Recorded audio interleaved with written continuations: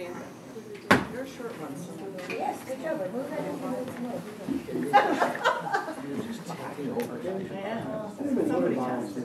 Okay.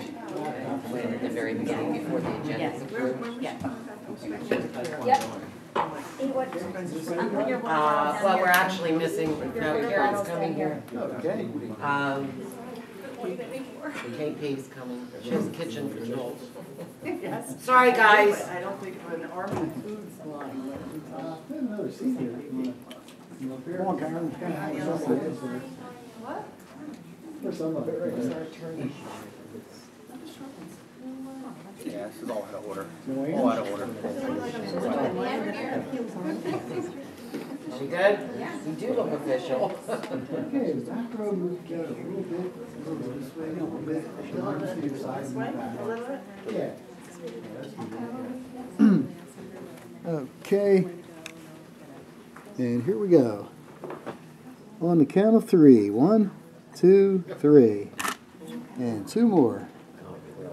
Okay. And 1, 2, 3. And 1 more. 1, 2, 3. Okay, thank you. Pretty good at a crunch, Christine. So when do you want your senior breakfast? Shoes, right? Oh, here you go. Yeah, you gotta throw some dates out. I will. Okay. I will. Thank you. Where were we? We were talking about you the other night. Yes, last night? At strategic planning meeting? Yes. Yeah. Yeah. Good, I hope. Oh, thing. oh, he's good. Sorry, buddy. Just gonna read that. Oh, already good? So we don't have to do it again, right? Good. Good evening, everybody. Could you please rise for the Pledge of Allegiance? I pledge allegiance to the flag of the United States of America and to the republic for which it stands, one nation, under God, indivisible, with liberty and justice for all.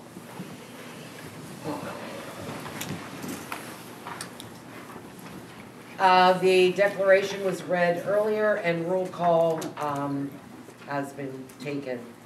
If I could have a motion, please, to approve the agenda. Motion to approve So moved. with the changes discussed. Oh, yes, with the changes discussed in executive session. Do you want to add those letters, Ms. Hoffman? There is already. Tommy, give her your I mic. don't think we need. The grievances are already on the agenda. We did Correct. take notice, so we don't need to add them, but we do need to add under C operations. There is number 3, motion to approve agreement with Tremco, subject to attorney review and terms discussed in executive. Thank you. Everybody get that? Anything else? Cindy, is that it? That's it. Thank you. Any other discussion? Motion. Motion? Second? Second. All in favor? Aye. Abstention, sorry. All in favor? Aye. We have an agenda. Can I have a motion to, for the approval of the minutes, both A and B, open and closed sessions? Motion. Seconded. Abstentions? I will have to abstain from both items 6A, 1, and 6B, 1. I was not here. I have to abstain too. How was that? I was not here also.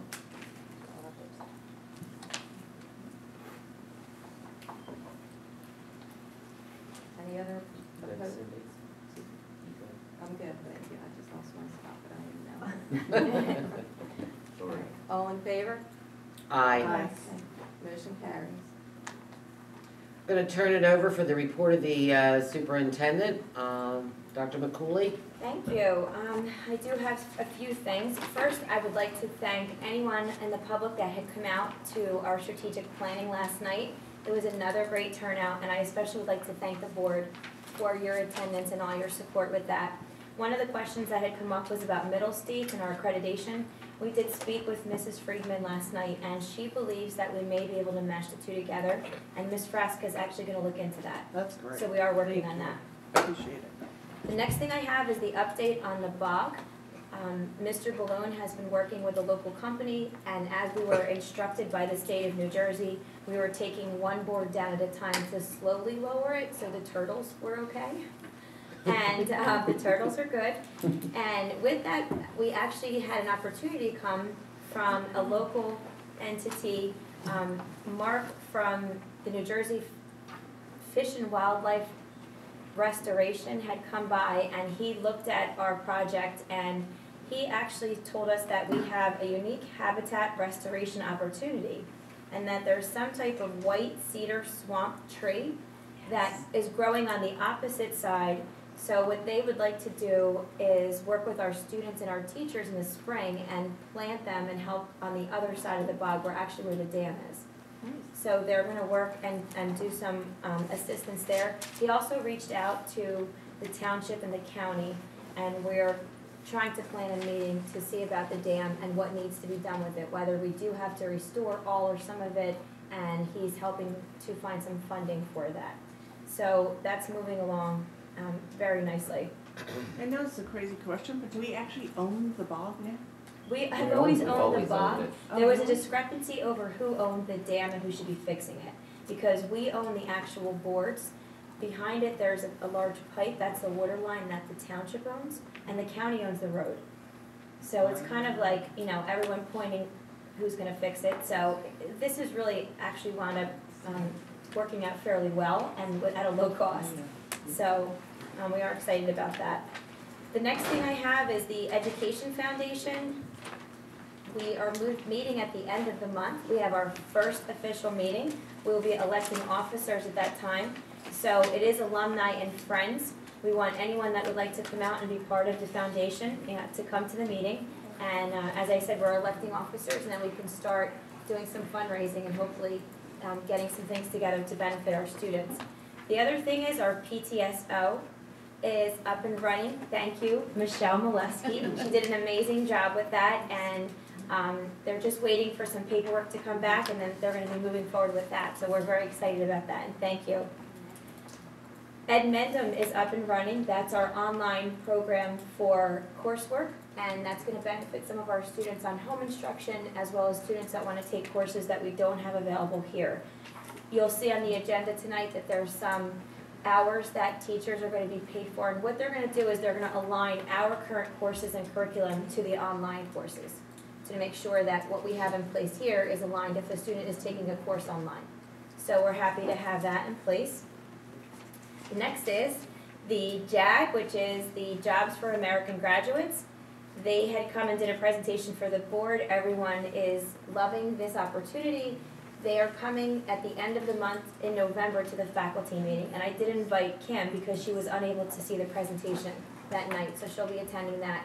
And we're going to be seeing the reaction from our teachers and hopefully having some interest to be a facilitator for the JAG program. So we're very excited about that.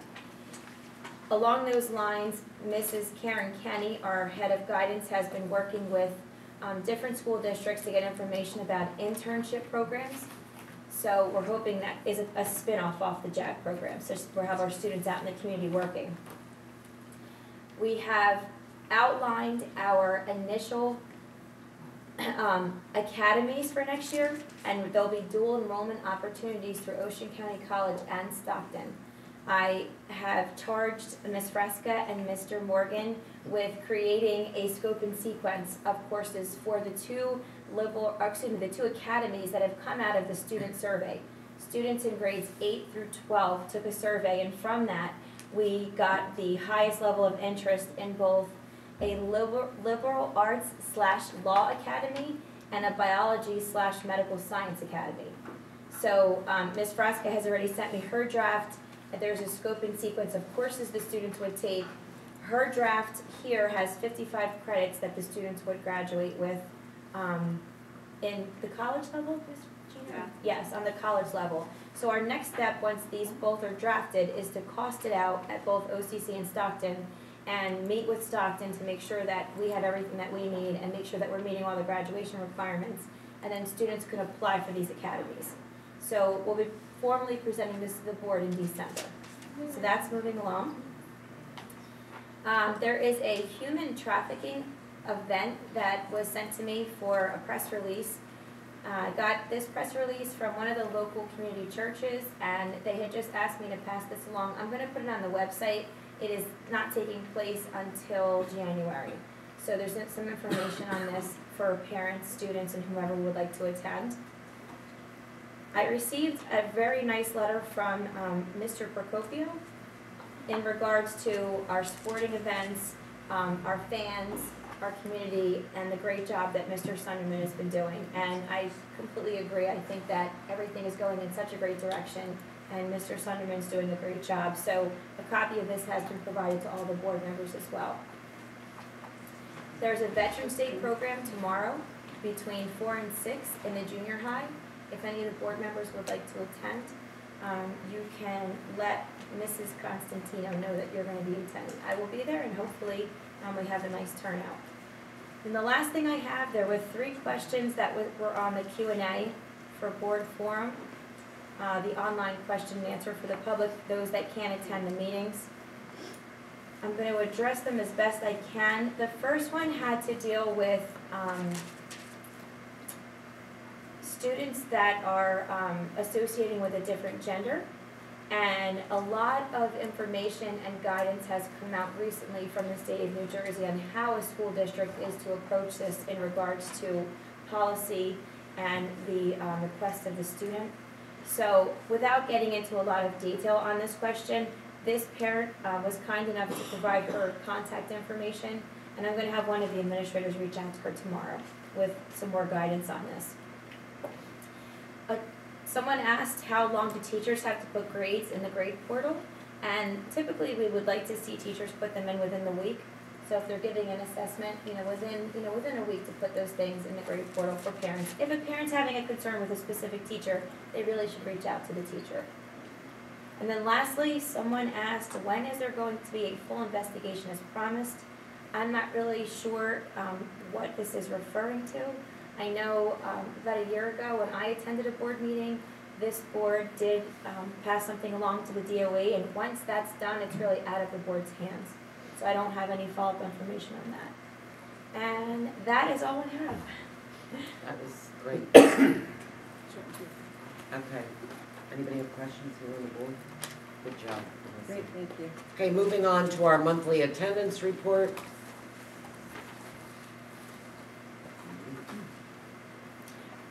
It's there's a hyperlink provided there, you can see. And I just want to commend the administration for their work that they've been doing with the attendance. They have weekly meetings. We're looking at those students that might have some difficulty reaching out to them. And I want to commend the parents because the attendance has been much better. So that report is there for you. The monthly discipline report is there, as well as the security drill report. So improving attendance was one of our Yes. district goals. Are we? We're doing very well. One of the things that we're going to do, we're going to stay on track with what we're doing now, and then I would like to meet with some of the students towards the end of the year because we did have a concern around June where some of the students, thought the year's over, let's take some days off, and we're going to take care of that this year, right, JC? Yes, ma'am. Like it or not. Thank you, Melissa. One of the things that I had asked Melissa, I don't know if all of you got a chance to see the Google Doc, is that our discipline seemed to be, we seem to have more violations of the discipline policy on grade level 9, and Melissa has already addressed that. So as to maybe where the issues are, so we can kind of get that under control. Okay, now we would like to have our facilities update. So, Mr. Moore, where's your sidekick? I think he has a vacation time. What? He did. He did, So and he left you here all by He's been yourself. here 2 weeks. How's he get a vacation? He took a couple days, and he's been texting all day, so he's still working from afar. Well, we're delighted to see you, Mr. No Moore. problem. To continue, basically the same thing. We've been pushing, being aggressive, except with the non-helping help with the weather, so. Tennis courts were just about, they're finished. We're just waiting to do some paving around them, which we plan to have scheduled next week. Athletic field, as if you drove by, the brand new turf is growing very well. Yes, it is. The track has finished, has been finally coated. The lines are scheduled to be installed next week. We have a little bit of fencing, a little bit of touch-up to do, and we're on target to allow the winter track to practice by the end of the month. So that's what we're shooting for That is right now. awesome, yes. We have a little minor fencing to finish and miscellaneous, but we should be fine for the track. The scoreboard is there, ready to go up. The poles are there. We're just waiting for weather to break, and we're shooting for next week to finish that. The masonry project, as you can tell from the outside, it's going up. We've pretty much got the entire gym wrapped and finished, and they're going to be continuing on, they call it the A wing, which you see the brick coming down. It's continuing on the D wing, and we're wrapping it back by the shop areas. Interior renovations, we're doing the same thing. We're working in the gym. We have most of the ductwork up for the new HVAC system that's going in the gym, and some other highlight between the electrical and other upgrades with the bathrooms and such. So we're still aggressively targeting the completion date that we have for the first phase, and also pushing for the next thing will be the second phase, which would be next year, September 2019. The last part that we're working on to prepare is the last referendum phase, which is the parking lot and site improvements. The plans are being finalized with specifications. We're looking to get that out to bid by January, and that will commence roughly at the end of the school year. Brian, do we know when the drawings and everything, is Edwards doing the drawings? Edwards has the drawings. The drawings are 99% finished. Okay. The district has reviewed them, and we're just finalizing some details and coordination. Okay. So, I know we need to put the bids out by January, so, I mean, there's a coordination as to, with us, as to when to get that done. Okay, good. What we're looking to do is take advantage of the downtime for the paving and site work to get for competitive pricing. Right, That'll be held for June. okay. Yeah. All right. Anybody else have questions? The fields look great. Oh, they The do. tennis courts look great. And Great job. the building. Yes. And every time I ride by, you can see where you stopped today and what you've accomplished the next day with the facade. It looks great. And we're taking, if you drive by, we're taking advantage of Saturdays and such, so it's been a very, I saw you out there on a Sunday and I Yes. slowed down, I'm thinking, who's on that track? Yeah, the guys are out there working very diligently. it's been aggressive. Yes, Okay. Thank you. Thank you so much. Thank you. thank you. Okay, but.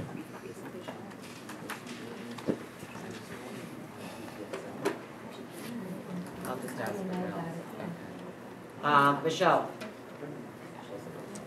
Oh. Did you say Michelle? Are you doing a presentation on the Did you want to PTSO? say, since we, Dr. McCooley had brought up the PTSO, Oh, I was is there gonna wait till something that you public. wanted to tell us or add?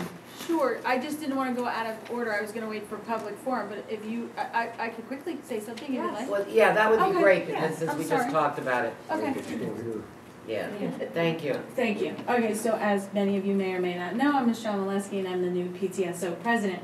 We had our first meeting in October and it went really, really well. We had probably about 10 people here, but from what I hear, that was more than most other meetings, so we were excited about that. We do have a newsletter that I'll give you guys for November. We didn't have a meeting in November because we are still waiting on some paperwork and whatnot.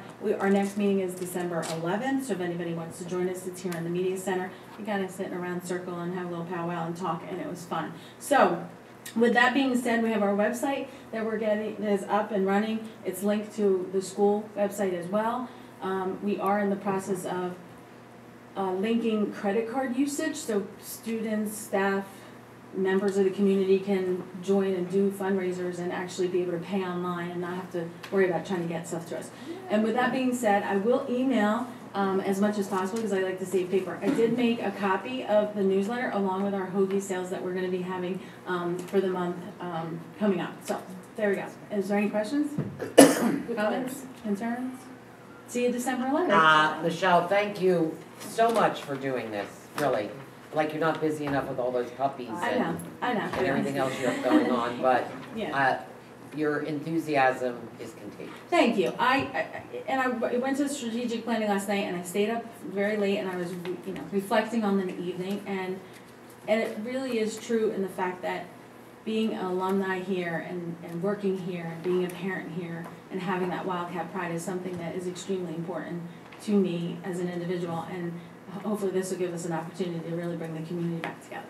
So, thank you. Thank you. I gave them up to the board. Is that for the attendees Or here? anybody, sure. Does anybody want a newsletter from Because you all should join.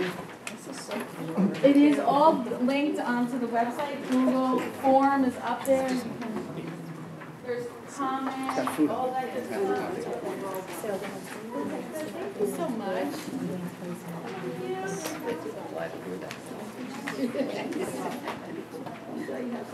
Thank you, Mrs. Molesky. This is what I All right, coming up next are our students of the month. So, well, hi, Mr. Chairman. Good evening, Mr. Ernst. How are you? I'm very well. How are you? Could not be better.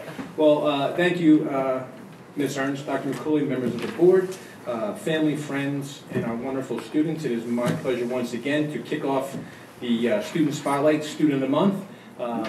So honored to be up here representing the junior high school. So without any further ado, I'm going to defer to the video to begin our student interviews.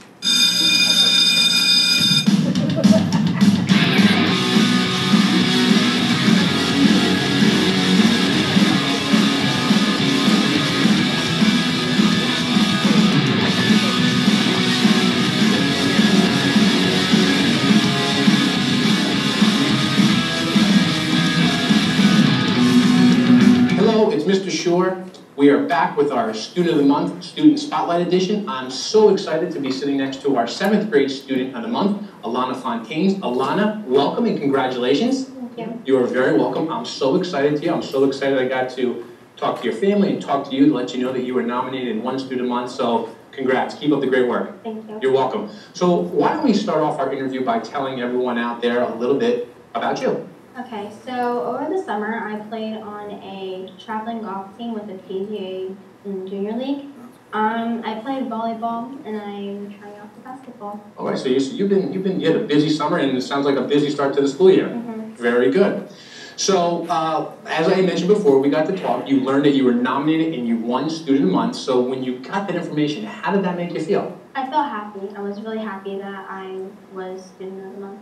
Good. So I know you're a 7th grader. You've only been in the junior high school for a few months, but what's something you've enjoyed about Pinelands? I like having the freedom. Freedom? Mm-hmm. Well, what kind of freedom? Like being able to walk around the halls without like a teacher telling you all the things that we're doing. Gotcha.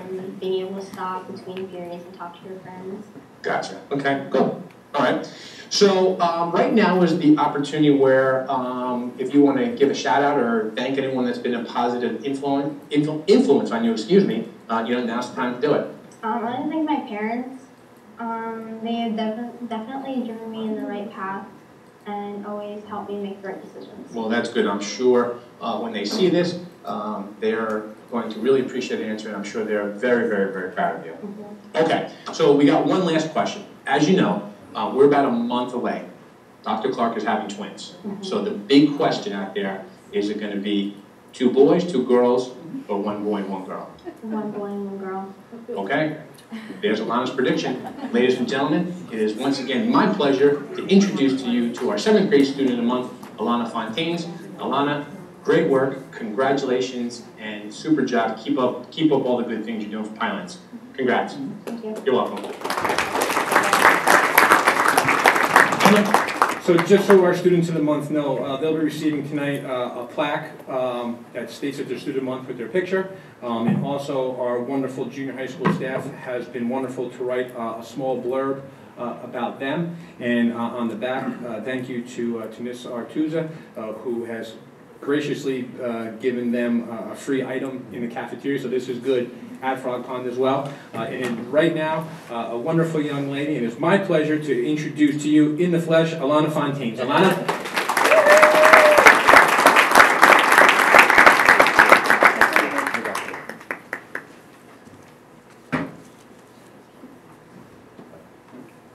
Hello and welcome back. It is an honor and a privilege to be sitting next to our 8th grade student of the month, Alexis Trimmer. Alexis, welcome and congratulations. Thank you. You are very, very welcome.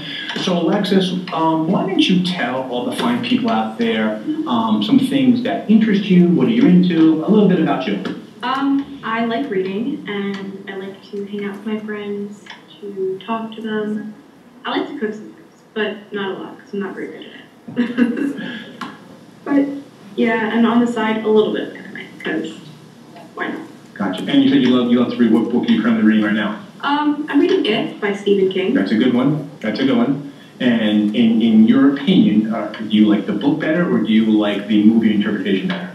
While I think the book is a little bit scarier than the movie, I still like the movie a lot better. Gotcha. Okay. So we got to talk the other day. Actually, we didn't get to talk because the day I was looking for you guys, you were actually absent. But I did call home. I spoke with Mom and informed her that you were nominated and won Student of the Month. So when you got that news, how did that make you feel? I actually got really, really happy. And my mom bought cupcakes and a little cake to celebrate because it was a really big accomplishment for me, and I was really happy about it. I agree, and I'm glad you guys got to celebrate about the good news. So, all right, so you're 8th grade now, so what has been something or maybe a few things that you've enjoyed about finance? I definitely thank the teachers because they're really supportive and they're constantly there for me. They just want me to do my best, and I think that's something that I really enjoy about just finance in general. Also, Pinelands is a really accepting place. We've got like a lot of people who understand how other people are going through, or they're just kind of like there to support in general, and it's nice. Good. Absolutely, absolutely. So now is the time where your opportunity to maybe thank or some people that have been supportive, been in your corner, have been good friends. So is there anyone that comes to mind? Yeah. So I really want to say thank you to my mom because she's really supportive. Mrs. Gallagher, Mrs. Lentini, Mrs. Stacks, they've all really just been there for me. My best friend Iris, my best friends JJ and Callista, and I guess just everybody at the Gender Equality Club in general, because they're really nice. Good, awesome. All right, well, the interview is almost over, but we got one more important question, right? As you know, we're about a month or so away from Dr. Clark having her twins. So the $1 million question out there is, what do you think? Is it going to be 2 boys, 2 girls, or a boy and a girl? A boy and a girl. A boy and a girl. You heard it from Alexis Trimmer. She is our 8th grade student of the month. She is a wonderful, wonderful student, even better person. So congratulations and keep up the great work. Thank you. You are very welcome. At this time, it's my pleasure to bring up Alexis Trimmer. Alexis, congratulations.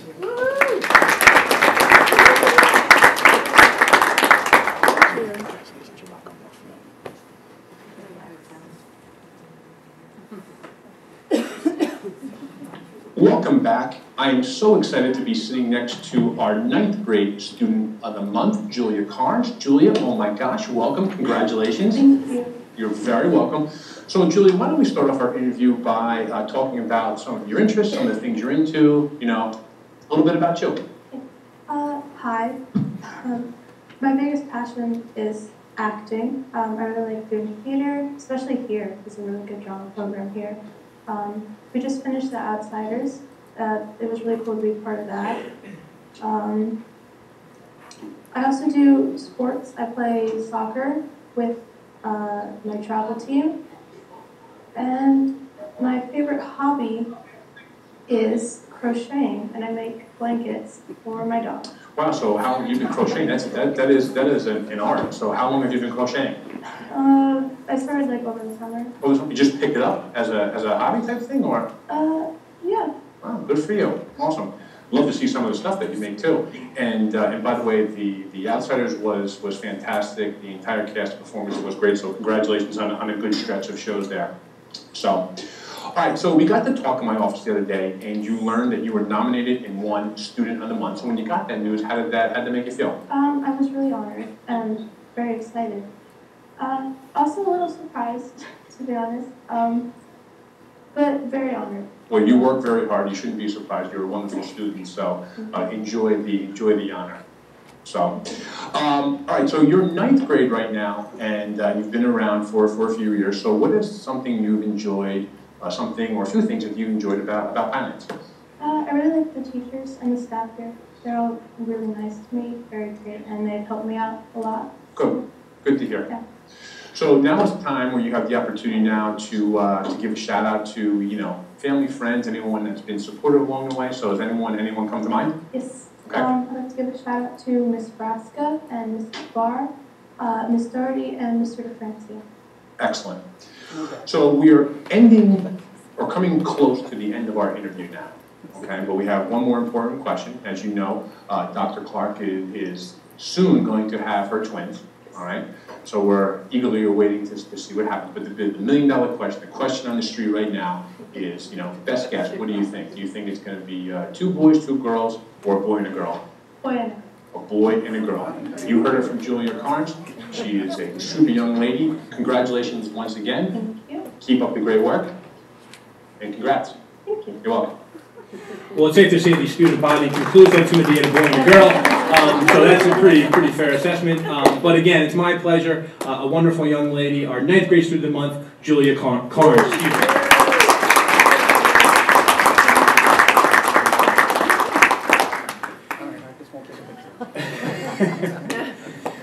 Well, thank you again to all the parents for coming out this evening, and congratulations to our junior high school students and our high school students. Congratulations, keep up the great things, and without any further ado, I'm going to turn the podium to the high school principal, Mr. Bannon. Mr. Bannon, the floor is yours. Thank you, Mr. Short. Thank you, good evening.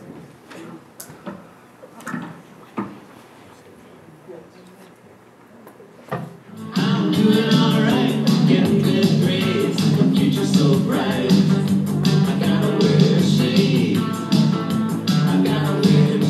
Hello, welcome to Pinelands Student Spotlight for the month of October. I'm Sean Bannon, principal of Pinelands Regional High School, and I'm here now with Caitlin Edwards. Caitlin is one of our sophomore students of the month. Caitlin, congratulations. Thank you. Caitlin, what do you like most about Pinelands? What I like most about Pinelands is that I'm involved in sports and clubs. What sports and clubs in particular are you involved in? The sports I play are softball and bowling, and I'm involved in Wildcats in Action and SAD. Sounds like you're a very involved young lady. So when you're not doing those clubs, what classes do you really enjoy learning in? I really like learning English and sometimes geometry. Why do those 2 classes stand out so much to you?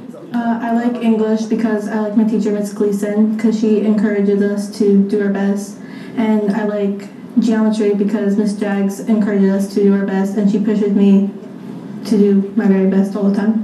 Well, it's great to hear that you also have teachers in such diverse subjects as English and math that you find that you're learning so much from and feeling very encouraged from as well too. So I'm glad to hear that. Have there been any other coaches or teachers that have been a positive impact on you? Mr. Rua, because he's really funny and he just makes class enjoyable. That's great.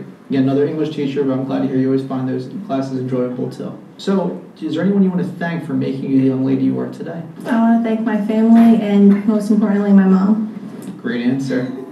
I know as a sophomore you might not start thinking about your future, but in a few years you'll be leaving us. So, have you started thinking about what you want to do when you leave here? I know I want to do something along the medical field. Okay, excellent. Well, I wish you the best of luck pursuing that field and the rest of your time here. Congratulations again, Caitlin. Thank you. Caitlin, first off, congrats on winning Student of the Month. I'm so proud of you. From the first day of school, you stood out from the crowd. In fact, your hard work and diligence makes you a standout among your classmates. Your confident personality and kind manners makes you a standout among your peers. But more importantly, your positive attitude and respect you show others make you an outstanding role model for your generation. It is these great attributes that allows you to continue to stand head and shoulders above the rest as you make your way through Pinelands and the rest of life. So once again, congrats on winning this prestigious honor, and I will see you in the classroom. I'm here now. Please come on down. Congratulations.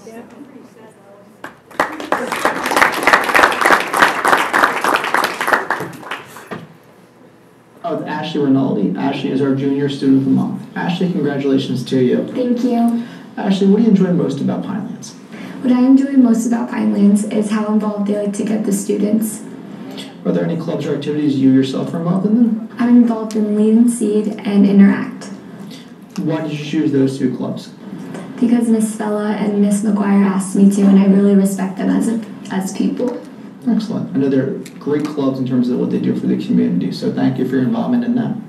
When you're not working with those clubs, what classes do you really enjoy? Mr. Levin's class. Why does that class stand out so much to you? Because Mr. Levin is very funny, and he makes what you're doing in class into a career that you can use outside of school. Is that something you may pursue? Yes. Okay, excellent. Well, I'm glad that you're finding that connection with him. As you said, it's something you're learning that's not just for here, but for your future as well. So obviously, you achieved quite a bit to be Student of the Month. Is there anyone you want to thank for making you the young lady you are today? My brothers, my coach, Christina Prochaskis, and Miss Fella, Miss Jags, and Miss McGuire. Why all those people? Because they have a great impact on my life, not only in school but outside, and they shaped me for who I am today. And what about who you're going to be tomorrow? Have you started thinking about life after Pinelands? Yes, I have. I want to be a cosmetologist, and I'm really into hair and makeup, so I'm excited to do that. Excellent. Well, I wish you the best of luck pursuing that path and the rest of your time here as well. Again, Ashley, congratulations. Thank you. Congratulations, Ashley, on Student of the Month. Very well deserved. You are an awesome, awesome, awesome person, and I am so blessed to have you in my life and to have you as a student and to just know you as a person. Some of your special peers have said this about you. She's very supportive of her friends and is always checking in to make sure her friends are okay. Ashley is great because her positive energy spreads and makes the best of every situation. Ashley is a very caring individual who can always be counted on to be there for her friends. There you go, Ashley. Congratulations.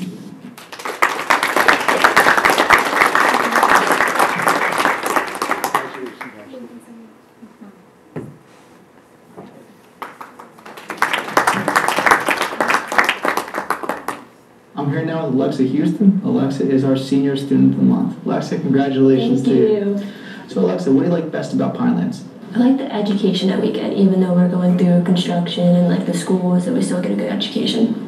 So obviously, as you mentioned, it's kind of an interesting year for us having both buildings combined. So what do you like most about that process? The bond that we make with the younger students, and so they won't feel as left out as they've been. Yeah. Oh, excellent answer. Are there any classes that you've really enjoyed taking during your time here? I enjoy taking AP Bio and Pre-Calc Honors. Why do those two classes stand out so much?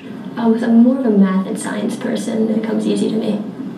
Is that a career path you want to pursue in the future? Kind of for AP Bio, because I went to exercise science, so it's like training and physical therapy. Excellent. So when you're not in those classes, what sports or activities are you involved in? I'm involved in volleyball. As of right now, we're going into the 4th round of states, which is the finals, and we recently won short conference in B-South, and we made it farther than we've ever been. So yeah. Well, congratulations to you and the rest of the volleyball team for all that you've done this year, and good luck in the rest of the state tournament. I know it was a very exciting short conference win at Georgian Court, and I know that you have all worked very hard to get to where you are, so hopefully you keep on moving forward in the tournament. Yes. So are there any coaches or teachers that really made a positive impact on you? Mr. Becker, my coaches Miss Bennett, Mr. Bennett, and Miss Sofield. And why that grouping? Oh, Mr. Becker I had over the years, and he's just a really good teacher. He's so helpful, and he pushes you to do your best. And my coaches, they also help me on and off the court to do our best. Excellent. Glad to hear that. I'm sure there are some people that are not even in the school that also made you who you are today. So is anybody you'd like to thank? My mom and my stepdad I'd like to thank, because they've always been there through thick and thin. Now, at the end of this year, you'll be leaving Pinelands and moving on. So what are your plans for the future? I'm planning to go to a four-year college. So far I've gone into East Stroudsburg. I'm waiting for 2 more colleges to get back to me. Yeah. Well, good luck. Thank I know you. you have a lot of very positive things the rest of this senior year for you, which I wish you the best in, and hopefully hear back from those schools soon too. Yes, so congratulations again, Alexa. Congratulations, Alexa, on being nominated for Student of the Month. I'm very proud of you. You're a very hard worker, both in the gym and in the classroom. You represent everything that a Pineland student athlete is and what others aspire to become. I'm very happy to have you as a teacher to you in biology, sociology, and English 11. You inspired me to do better things in the classroom. Good luck to you at the next level. I know that you will do well.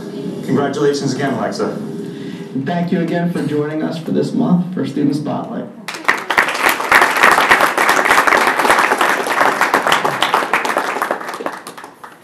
Thank you. Congratulations. Congratulations again to all of our students of the month. But again, as you've heard from them in their videos, they would not be who they are without their parents, and their families are here as well. So when all their parents and families, please stand up and get a round of applause as well.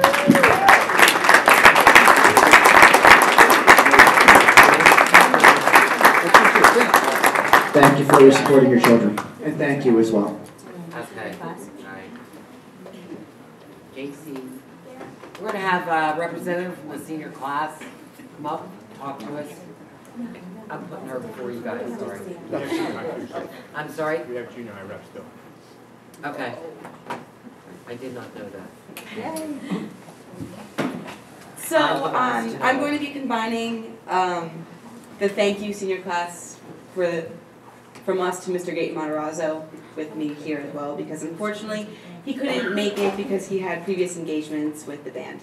So just a little background information on our concert. We raised $1,300 for our senior class, and it was 100% profit. So I think that was fantastic, and I'm very proud of that.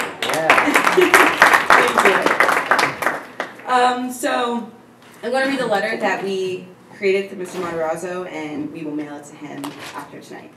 So we send, Dear Mr. Gaten Matarazzo, please accept our appreciation for your generous donation of $1,300 to the Pinelands Regional High School Class of 2019. We are deeply grateful to you for helping us serve our school community. Your donation is greatly appreciated and will assist in making this school year a memorable one for our senior class. On behalf of the senior class, we wish to extend our sincere gratitude to you for your thoughtful donation. We would also like to thank Work in Progress for taking time out of their busy schedules and generously donating their time for the event. Everyone enjoyed the performances so much. So I want to thank them again. I didn't make it clear, but we raised $1,300 at the event, and then he matched it and gave us another $1,300. So that was very kind of him. We are very grateful for that. So moving on to our other fundraiser prior to that one was our mattress sale, and we raised $1,500 off of that. So I'm also very happy about that as well. So for our spaghetti dinner, we are having it the first week of December, piggybacking on the band concert. So we usually do it in cahoots with the play, but since the play isn't at our high school, we didn't think that would really work out. So we're carrying back on the band performance and thinking it's dinner and a show either way, so why not?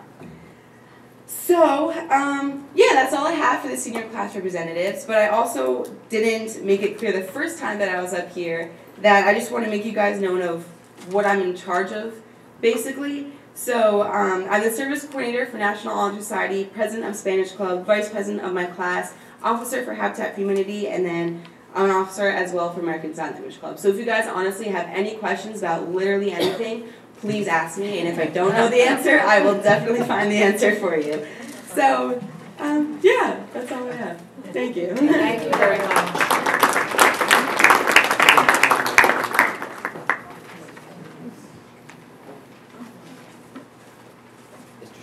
Your representatives.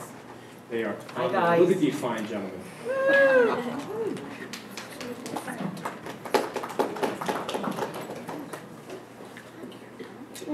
Good evening. My name is Benjamin Martin. My name is Eric Ciccarelli. And we are the two new 7th grade student council officers. There's been many things that we have been doing, and a lot of things since the beginning of the year.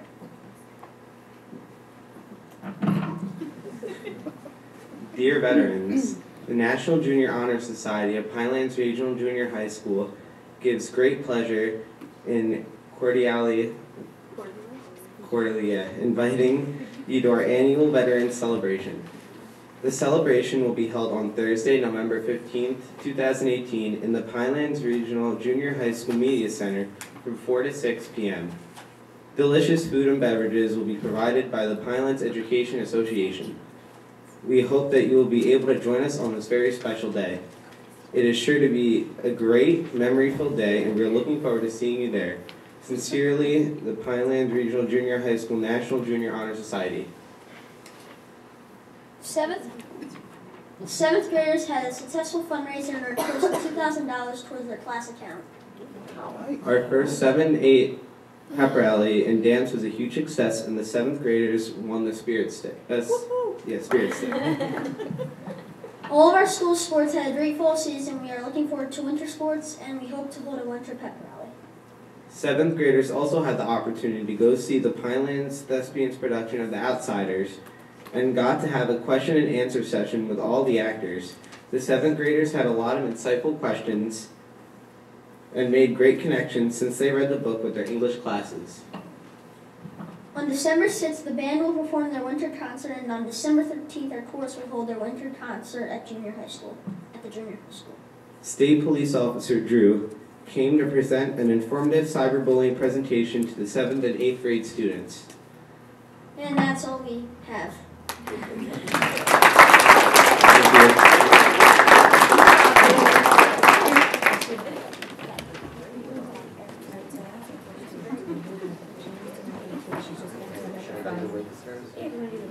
Okay, we're administrative staff, you're up for wigs. Wigs!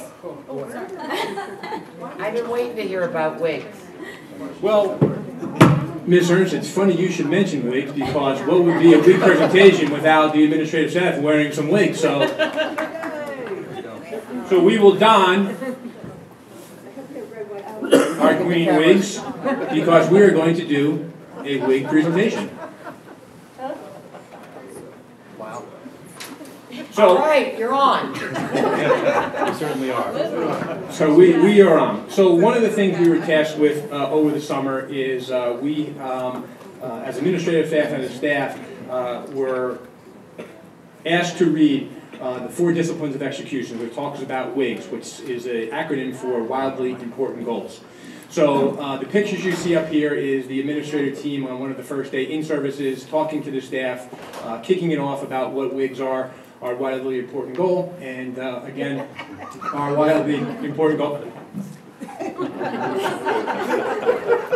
Sorry, I cannot pass up a photo op.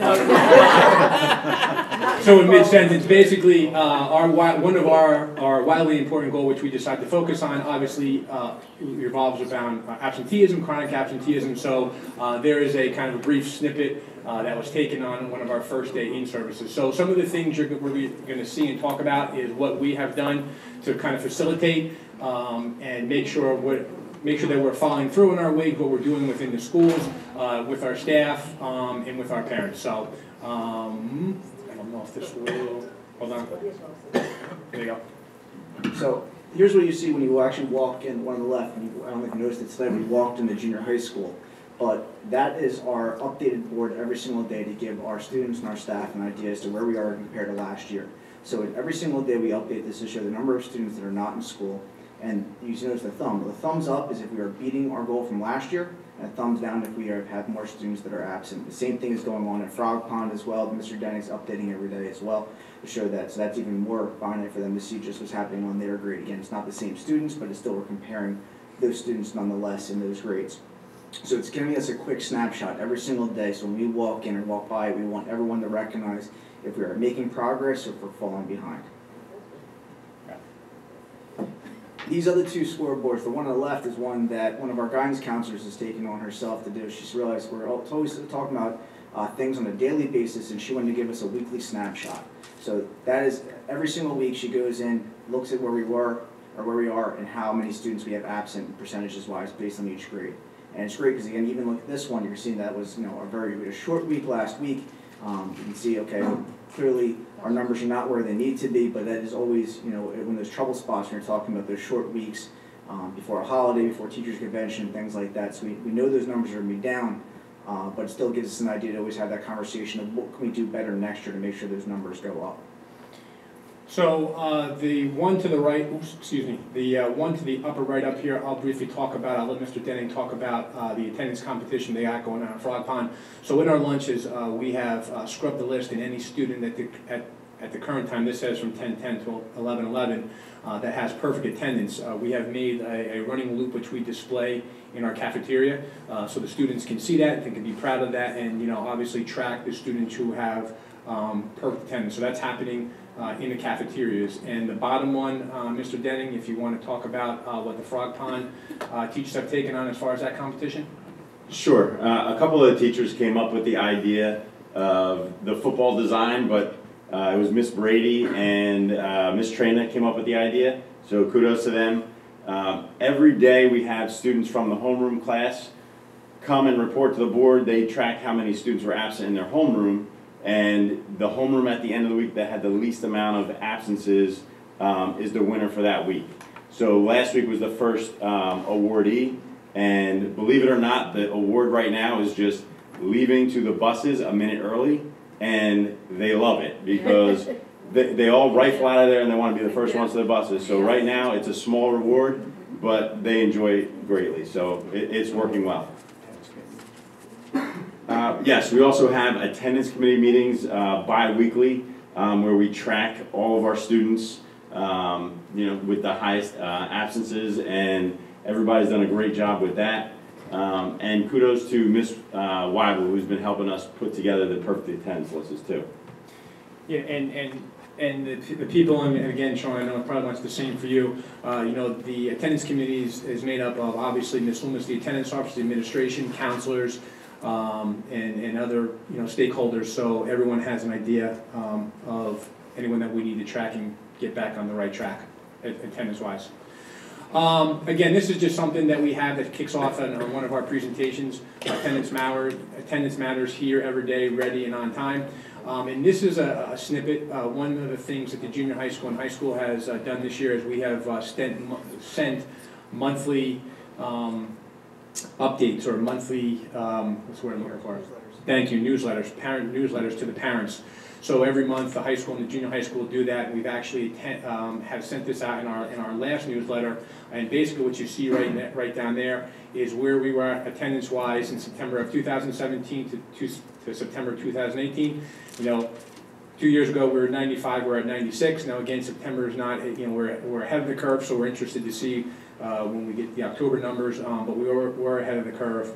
September is kind of a light attendance month, so we'll see where we are coming up, in the future. So, in brief, without going too long-winded, that's a brief snippet of what our wildly important goals and how we're tracking it at the high school, the junior high school, and over at Frog Pond. One more shout out. One more shout out. Go ahead. One more shout out to Miss Molesky for helping with the slideshow every day during lunch. We have a rolling slideshow. Ms. Molesky helps update it every single day. There's positive quotes. You got music? There's shout outs to the kids. There's music at lunch. The kids love it. So thank you, Ms. Molesky, for doing that every day. And Miss Molesky, and she is boogieing in the cafeteria. I have seen it. Oh, you're boogieing. So again, in short, that was just basically an overview. And I don't know, Dr. McCooley, I don't know if that suffices, No, if there's any questions. So. And if the board has any questions, they can. Okay. Any questions for that? Shoot them. One thing that was mentioned by Eric as well is the hard work by Debbie Loomis, our attendance officer, and she's done an absolutely phenomenal job of tracking the kids on a daily basis. Jackie Zimnock has helped her every day too, so the two of them have done an amazing job tracking the kids in the morning, going through the guidance at the offices, and letting the guidance counselors and administration know of the students that are becoming at risk. And it's also been a great resource for them. We were able to set up parent meetings right away, bring them in, sign contracts, meet with the parents, and really involve them in the process too. So especially if we're finding out there's a student that is having an issue, Debbie is being so proactive this year on making sure that we know what's going on. If we have something, we can inform the teachers and make sure they're keeping an eye on it too. So it really is giving a great support system. So I really want to make sure they're thanked as well. And that goes from, like I said, from Debbie and Jackie sitting out and during the cold weather in the hallway out there in the morning, to the counseling staff, to everyone that's involved. So again, absolutely, everyone's on top of it and doing a super job, and really appreciate their help. So. Thank you. It's great. Thank you. great if the curtains were light. I do. Yeah. Yes, absolutely, I do. Yeah. We have one more presentation and then I'll give those of you who would, like to leave because I know children have homework, etc. No? Any homework? Good evening. The I'll be very ability brief. to, leave and take care of what you need to take care of. Good evening, board. Just an update on advanced placement. We have some changes for this year and also looking ahead to 2019-20. So I just wanted to keep you in the loop with that. And everything that we're talking about in the advanced placement program is really in line with the conversation that was had last night at the strategic planning meeting. And all of the comments about supporting students, giving them the opportunities that they really need, and looking at their needs and trying to meet those needs. One thing, we had a meeting actually on October 4th with the advanced placement teachers. Dr. McCooley was in attendance. It was a voluntary meeting, so not everyone was in attendance, but the consensus at that meeting was, how do we bring together the dual enrollment piece and also keep the expectation of the AP program intact? And the outcome of that meeting was pretty much to look at ways that we could keep those students focused on doing well on the exam, and how do we get the dual enrollment piece, because they would be getting credits anyway.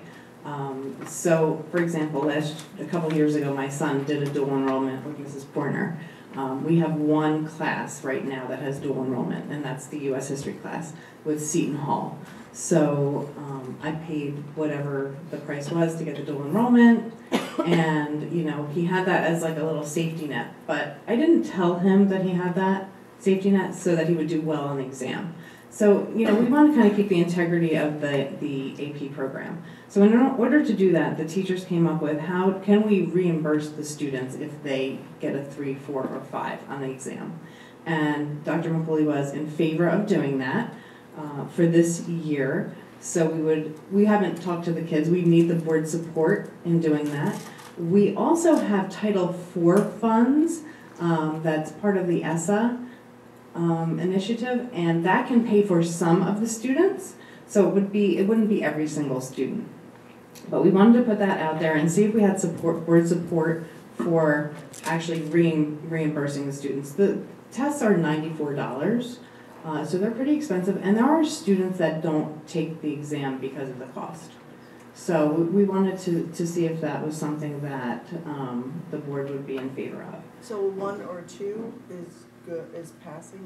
No, a 3, 4, or 5 is passing. Oh, okay. So and what are most colleges accepting as an acceptable score? It really depends on the college, and we do a lot of work with the students in researching each school. For example, Stockton actually gives 4 credits for a 3 and 8 credits for a 4 or a 5. So I have some of my son's friends are coming home telling me that they're already a sophomore. They're going to school freshman year as a sophomore. So they're saving tons of time, money, and a lot of the kids struggle paying for the exams. It wouldn't be that much money, and we'd have to give you a breakdown because some of the kids are on free and reduced lunch, so they pay a different price. Title IV monies can supplement it, and also, it would also be a board commitment. So we'd have to see how that looked. But I do think that it's something that would put us in the forefront in how we're really getting our kids to focus on doing well, and also with the dual enrollment piece, which we're not there yet. So we're kind of looking into the future and how that's going to all kind of coordinate. So what are you asking us for now? Anything, or just So kind of starting the starting the discussion. Right, at this point, they don't have to pay for the AP exams until the end of the year. But we would like to give the initiative and the incentive that if they get a 3 or better, we would reimburse them the cost for the exam if they pay the full price. What if we offer, if they do the coursework and take the exam that we pay for? That's too big? I think it's a little more of an incentive that they have to actually well. work Right. and do well, because they could take the exam and get a 1, now they're not Right. going to pass, and we've already put the money in. Also, another thing, I'm not sure if the board's aware, Right now, the students have to pay for the exam in March. So they're in an AP class right now, and they're muddling through, and they're not really thinking about the exam, the fee and all of that until March. So that's kind of a little bit of time. It's after Christmas. Next year, and this is something else I wanted to bring up to you, they are changing that deadline to October. So the class of 1920, the year 1920, the students have to pay in October. So they have to make a commitment to that exam right away. So that's another thing I wanted to bring to your attention, that it's really going to change the philosophy of the AP program, that we really need the students to know that if they're taking an AP class, they are committed to the exam. There's a $40 fee if you back out of the exam, so that's almost half the price. So we really want to kind of make that a commitment. So could you let us know how many students there are? Yes. And then I know that the free and reduced, I don't know if they pay less or don't pay at all. They pay less, and also Right. Cheryl said she could use the Title IV money to pay for that group. So again, there's a lot of factors involved right now. We don't know how many kids are taking the test this year because we didn't make it mandatory. So we don't have all of those numbers yet. The one thing, Gina ran some numbers, like based on last year at this time, if it was the same amount of students and taking out free and reduced lunch, how much would it be? Right. It was around what, 6,000. 6,000. It was 6,000. If we looked at last year's numbers. If we looked at last year's data and took out the free and reduced, and those kids that took it that got a 3 or better, it was $6,000. Right. So again, we don't have those numbers yet, and we won't have them until after the new year, but I wanted to start the dialogue on that. Another thing Mrs. Kenny asked me to bring up to you tonight is it's going to be very hard for us to give the AP exams here in this building because we're all here. And we know that the students need a quiet place to test. So there may be something that we need from the board when it comes to putting the students off campus for those 2 weeks. Obviously it's not every single day for every single student because every test is a different day. It's May 6th through May 17th. We're talking about possibly the Baptist Church. Different options there. They have little classrooms. So it's something, I just want to plant the seed because that's something that we're going to have to talk about. We don't think that there's a testing area here for them. So that's right now. We also, for next year, again, knowing that October is going to be the time that, so you will see in the course brochure next year that students it will say exam is required. So if they're taking an AP class, they're going to take the exam. So next month when we do the full presentation on the dual enrollment academies, yeah, you'll see the 2 pieces. We're going to incorporate some of this in it too and give you those figures and we can have that discussion again. Just like as Gina said, she wants to kind of plant the seed. Planting the seed. To see what we're working on right now. We also, we were invited to an Ocean County consortium on AP. A lot of schools in Ocean County are looking at some of these ways to get kids access to AP classes, and that's a really big push. So we're going on December 13th to Point Beach. Yes. So I just want to thank the board. I want to thank the AP teachers that are here tonight, the AP students. They do a great job. It's really a tough job to get those kids to even sit in that seat on an exam day. So thank you for everything. Thank you. Thank you. If our parents and students would like to leave because of the hour, please feel free to do so.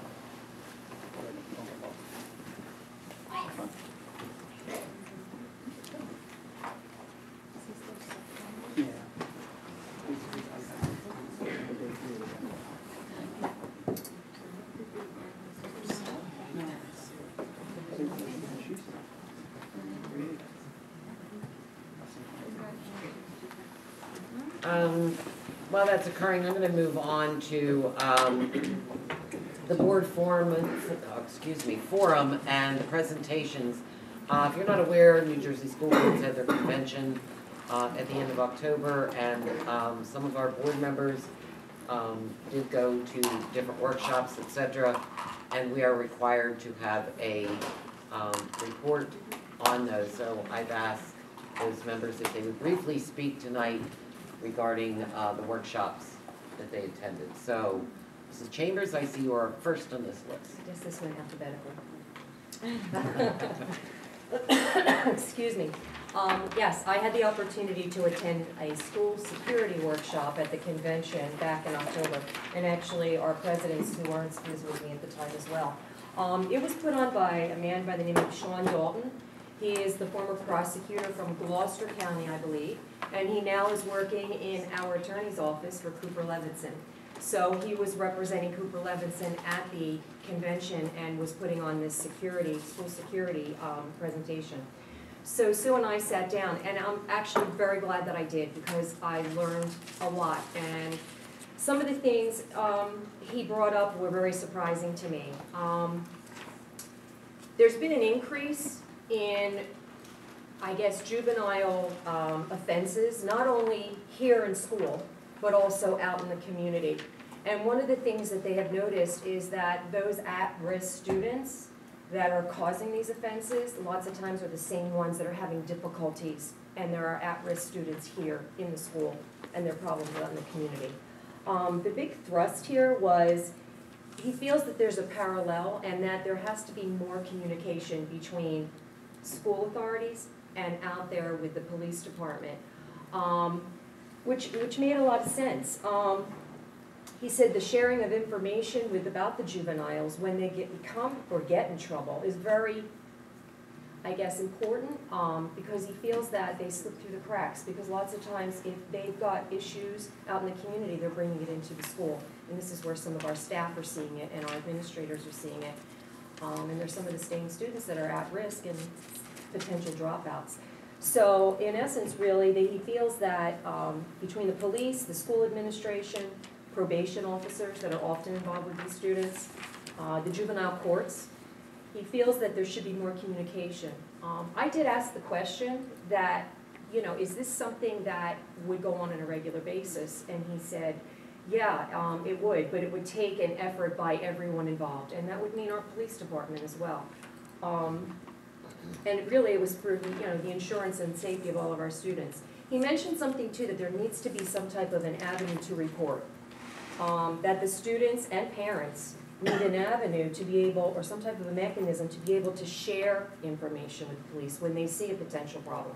And that would also go for our staff as well. Very interesting. We asked if he does presentations, and he said yes, and he would be more than happy to come up and give the Board of Education a presentation. He also made an analogy that this sharing of information is like the Bermuda Triangle, because it takes all sides of that triangle to help the individual. And when you think about it, school and community and these kids, it's real important. So it was very interesting. I'm glad I made the time to stay and listen. I think it's something that we're all interested in because I think it's a priority here in the state. So I don't know if the board would be interested or if Mr. Dalton would be interested in coming up and giving us a brief presentation sometime. If the board would like, and he would certainly come up at your pleasure. Okay, I know Stafford, where's Betty Ann? I know they have a new pilot program that they started a couple years ago called Point. And I know there's grants that are available now in the state, but it seems to be something that Stafford Police Department has started. And they actually work with the Ocean Mental Health, and there's actually a social worker on board, okay, with the police department that helps work with at-risk juveniles, not only in the community, but also in the school setting as well. It seems to have taken off, and they were commended on the program, pilot program that they started. I don't know if you know Sure, it's a about program where instead of trying to necessarily continue to arrest or press charges against juveniles, even dysfunctional family situations, they try to get them help. And one of the things they do have is a therapist right at the building where they can come and take the families to and stuff. I believe it's through St. Barnabas. Okay. Is where it's and there are grants and things. Yeah. Some municipal alliance money goes to that, and some municipal funds. Yeah, it's very on point is what it's called. Anyway, something to consider as we move forward with security here once the referendum's complete. So. Thank you. Thanks. If you have anything you want to add, Sue? No, I did forward that presentation, the Oh, okay. slideshow, to all of you. Okay, good. So you should have gotten it. It came through because it was long in a Google Doc on my update. So, Ms. Hannadell, I went to 3 different things, but the main one was but we spoke about it earlier, Melissa mentioned it was about Middle States and getting accreditation. And since we have our accreditation, there's a lot of reasons to keep it. So Melissa's already working on it, with Cheryl. And, but basically it was just talking about the importance of Middle States. Middle States is, because it's accreditation that started in schools for colleges, and started 100+ years ago. It's very advanced, but at the same time, she admitted, the woman Kelly admitted that they kind of need to change how they follow through for 5 years. So instead of doing strategic planning with Middle States, which is who we did it with 8 years ago, or 2008 technically, we're now doing it with the New Jersey school boards. But if we can keep the accreditation, that's really good for us because we're one of the only ones in the area. There's none in Toms River. The only other school I could find was Lacey, that's nearby, and it's more recognized. I mean, some schools like Harvard, they look to see at the school that the kids are coming from have these accreditations. So it's a very good thing to keep. So Melissa's working on trying to do both and keep the accreditation and basically come up with a plan to make sure that whatever the strategic plan, the 5 years, this is the other part of it, is the 5 years you have this plan, but basically people kind of stop doing things after a year. That's kind of normal. So how do we keep doing it for 5 years, and do you do it every 3 months? And that's what Middle States is. They're changing their the way they've been handling that. So if we can get in on that, that would be great. The other thing was really great. I mean, I go to the real estate convention. It's nothing like this convention. It was so much nicer. It was so much nicer. That whole Microsoft thing, I don't know if you went to it. I mean, I was amazed. But two of the things I went to one was a Google Odysseyware, which I sent you the stuff on that. But it is basically academic software, but there's also a social and well-being child side of that software. And they sent me the links so that Melissa can distribute it to everybody, but we haven't gotten the social side of it. So I have to follow up with her. She hasn't gotten it back to me. So that was a really great program because it really helps the kids talk to the teachers by email, and it just seems to give a lot more information. They're more willing to share, so we can see more stuff. The other thing, and then the other one was all the STEM, STEAM, and STREAM stuff that we're not doing, but robots so I left like 40 pamphlets for you on the robots that you can start at 5 years old to 8 years old, to coding and all the things that we really want to do, including social media stuff. So Melissa has that as well. Thank you. Kim, you were a busy camper. I am, always. And Mr. Kubricki, who attended Governance 2. Governance 2, which is mandated for the second year of a board member's tenure. Governance 2 was on finance. I was not too excited about going to it because it was mandated. But it was better than I had expected. I had expected a boring slideshow presentation, but it wasn't boring. The presenters allowed you to ask questions, which was different from Governance 1, where you couldn't ask questions till the end, which was totally ineffective. Here you could ask questions. So I asked 9 questions and got some answers which made sense, and I also got some answers which didn't make sense. The presentation was broken down into 2 parts. One dealt with finance as it relates to negotiations. Fortunate for us, we had settled our negotiations. Many of the people there, school board members, had not. I found out that if you had not settled by September, 70% of school districts who didn't settle by September would go to impasse, which was surprising. Again, fortunately for us, we have a 3-year contract and we do not have to worry about negotiations for a 3-year period. The second part was on the budget. The most interesting aspect of the budget was the process of how the budget gets approved, which seemed a little convoluted to me.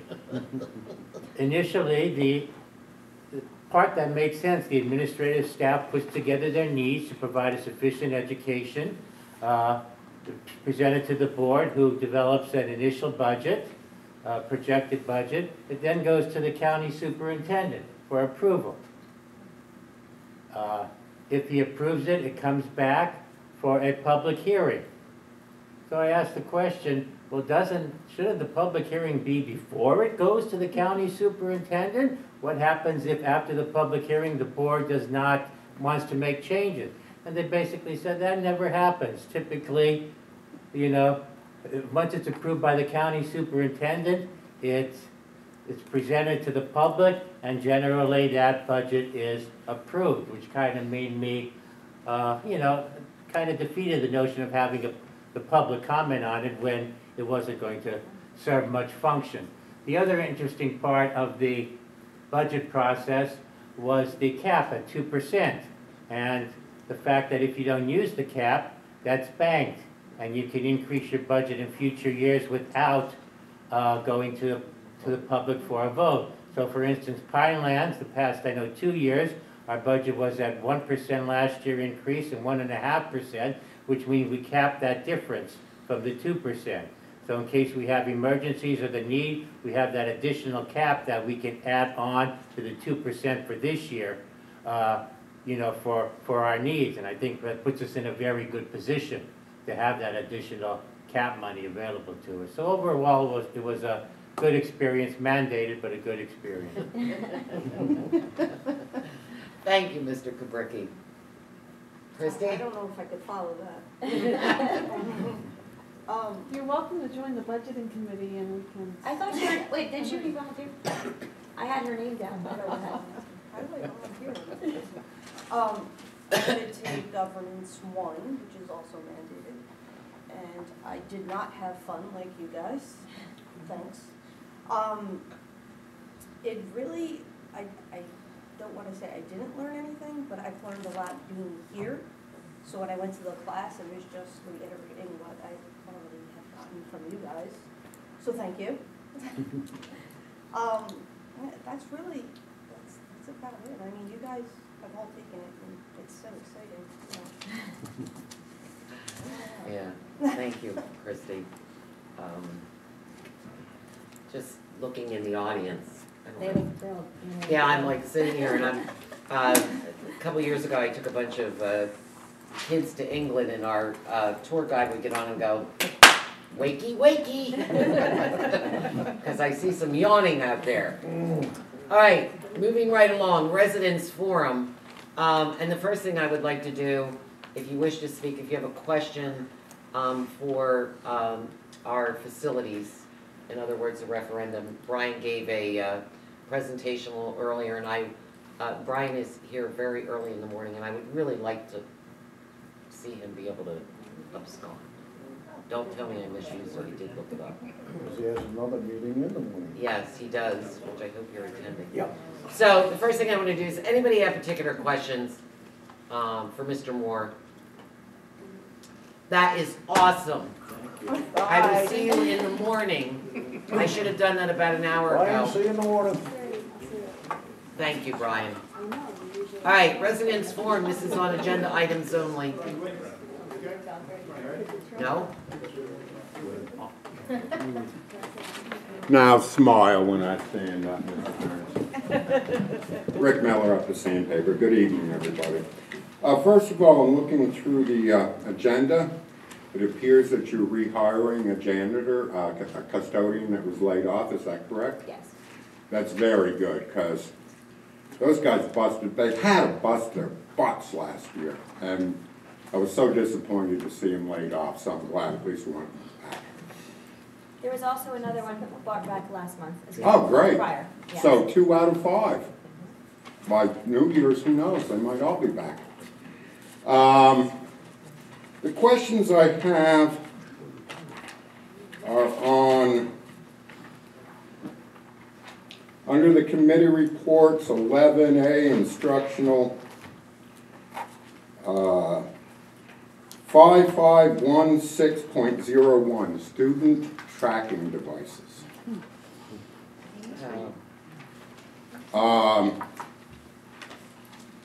this world kind of scares me. It's 2018, but sometimes it's more like 1984 when you can track people and all that.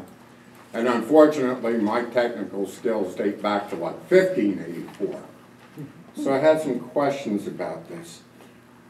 Is it the students that tend to track each other with these devices? Or, well, first of all, will the school actually be using it, the district be using these devices to track students? No, we're just acknowledging that, let's say, for example, that their phone might have like Find Me on it or some type of GPS Right. of Just device. about every phone. Right, we're Yeah, just acknowledging that that exists. Uh-huh. We're not utilizing it for anything. Okay. But there is that thing that if a student were to retransmit a video or audio conversation, they could be punished for that. Yeah, so that's correct. So it's saying that yes, if you have a tracking device for like Find My Phone or something like that, that's allowed. But if you have on your device a two-way audio or a video, that is not permitted. Okay, what I'm worried about there is you'd have no control over the parents or a community member who was using such tracking devices and might release a video or something. I mean, would that become a police matter? Depending on what it was, yes. If they were in the school taking photographs without permission of the school district, yes, it could be. Okay.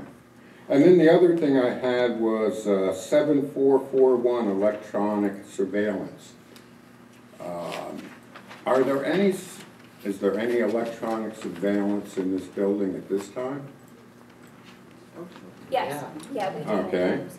In that rule, it says that if there's electronic surveillance, you must have signs, notices, that say that you're being surveyed. Right on the front door.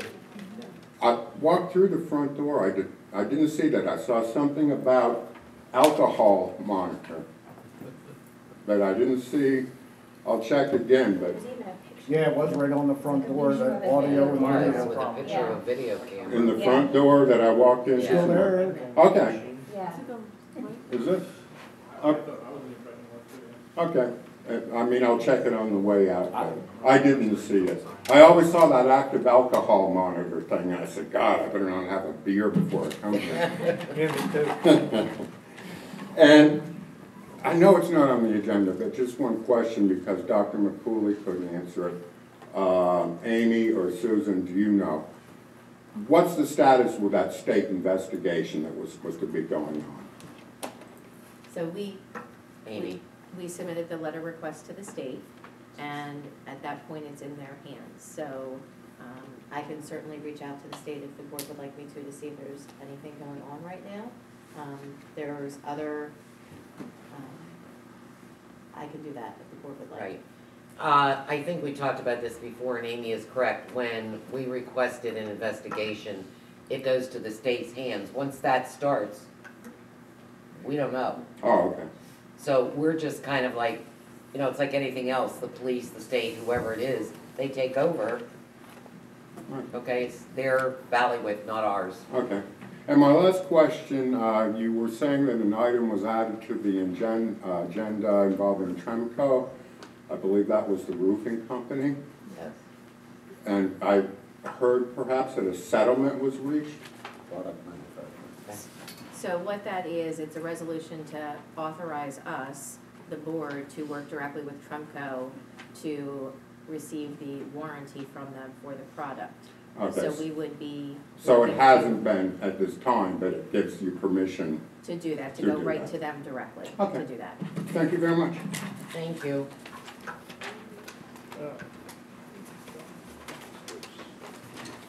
How you doing? Good, how are you? Good. All right, under the 7, Wait, could you state your name, please? Bruce Robinson. Okay. Nice work here. Under 7B and C, monthly attendance and disciplinary report. Is that just for the maintenance, the custodian people? No, that's for our students. Oh, it's under the, it says like facilities like update, because usually I have a lot of friends in the community, a lot of good people that like me. So I get a lot of the tips, like under 14, where the hell is it? Where the hell is it? Under 14, termination of Chris Sincerity. Chris taught me everything I know, and you're getting rid of him. Tell me why. So the board doesn't discuss personnel matters in public. Hey? Why not? Listen, I can discuss why Steve Brennan in here. Thank you. Anybody else for residents forum? All right, moving on then. Under our committee reports, instruction, Mrs. Chambers. Yes, thank you, Mrs. Ernst. The Board of Education met as a board of the whole this evening, and the superintendent presents the following recommendations under instruction, numbers A1 through A11 for approval this evening. Do you have a motion? Motion. Second. Mr. Bonnicky? Yes. Discussion? Sorry, I sent an email earlier on, I think it's this one. On the, let me get the number. The Facebook regarding policy 016902. I just want to make sure, does it mean that we shouldn't be initiating posts? Because I would think that that would be soliciting comments, and it says that specifically that we're not allowed to comment on anything. Can't reply all. No, this is on Facebook and stuff. Oh, on like that. Facebook. Social media.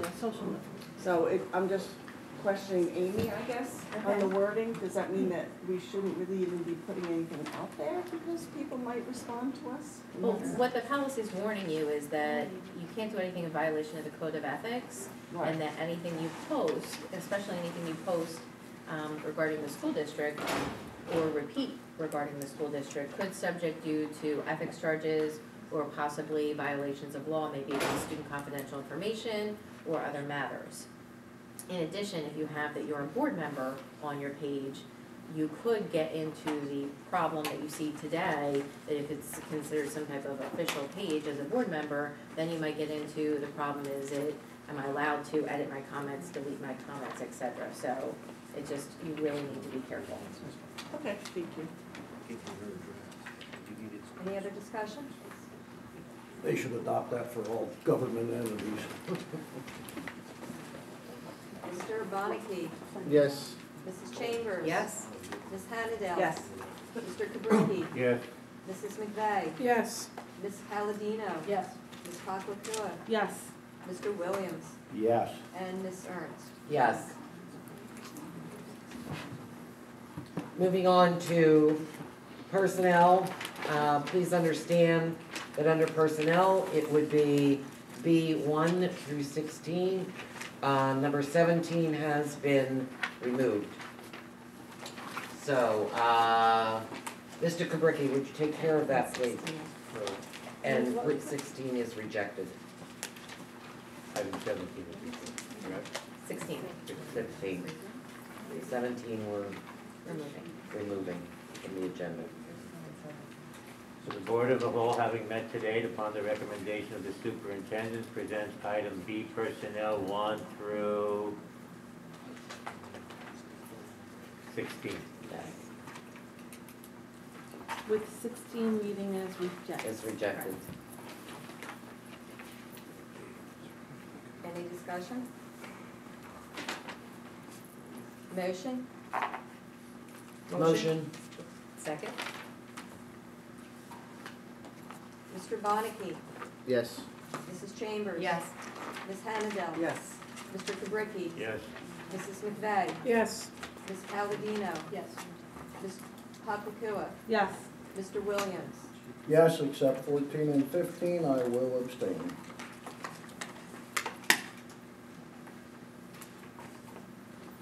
And Mrs. Ernst? Yes.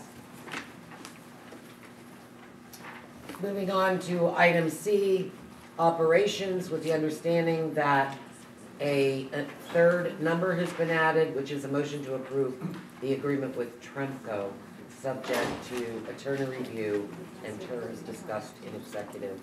So, Tommy, would you please take care of operations? Operations on the recommendation of the superintendent and the business administrator, items 1 through 3. 3 being the addition. Any discussion? Motion. So moved. Second. Mr. Bonnicky? Yes. Mrs. Chambers? Yes. Ms. Hannah? Yes. Mr. Ricky? Yes. Mrs. McVeigh? Yes, I have to abstain from C1 though. Ms. Palladino? Yes. Mrs. Papatua? Yes, and I will also abstain from C1A. Mr. Williams? Yes. And Mrs. Ernst? Yes. Motion carries. To item D, the report of the board secretary, Mr. Bonnicky. Certainly. The board met as a whole this evening to discuss items presented by the business administrator and superintendent. Based on that information, I make the motion to approve items D1 through D8. Any discussion? I just have a question. Amy, I'm related to somebody who's giving a donation. Do I need to abstain from that? Not if they're giving a donation, although just to be on the safe side, if you want to abstain because they're giving a donation, you can certainly do that. But we're not paying them anything as opposed to their donating money. I'd like to talk about item 3, which is a motion to approve a contract for the junior prom at Flanders Hotel in Ocean City. I find that quite problematic. Ocean City's 45 minutes away. There's a safety concern that I'm not willing to accept in having our junior prom so far away and having our students drive. And I think a junior prom should be held locally. It's a matter of community pride. I think there are locations that it could be held at which promote safety. As Tommy said, I also think it promotes cost for the students, and providing a cheaper venue closer to their homes, as opposed to Flanders Hotel, again, which is far away. I know Flanders Hotel is a wonderful location, a great location, but for me, safety and cost are two important considerations, and I would not be able to continue on the board if we approve this item and then something tragic happened in terms of one of our students traveling to that distance. So I am not in favor of item 3, having our junior prom at Ocean City at the Flanders Hotel.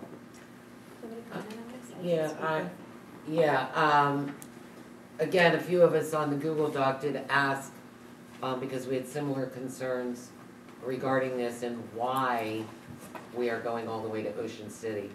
So, and you did So I look did into speak it. with Mr. Bannon. He met with the student representatives, and they did look into other venues.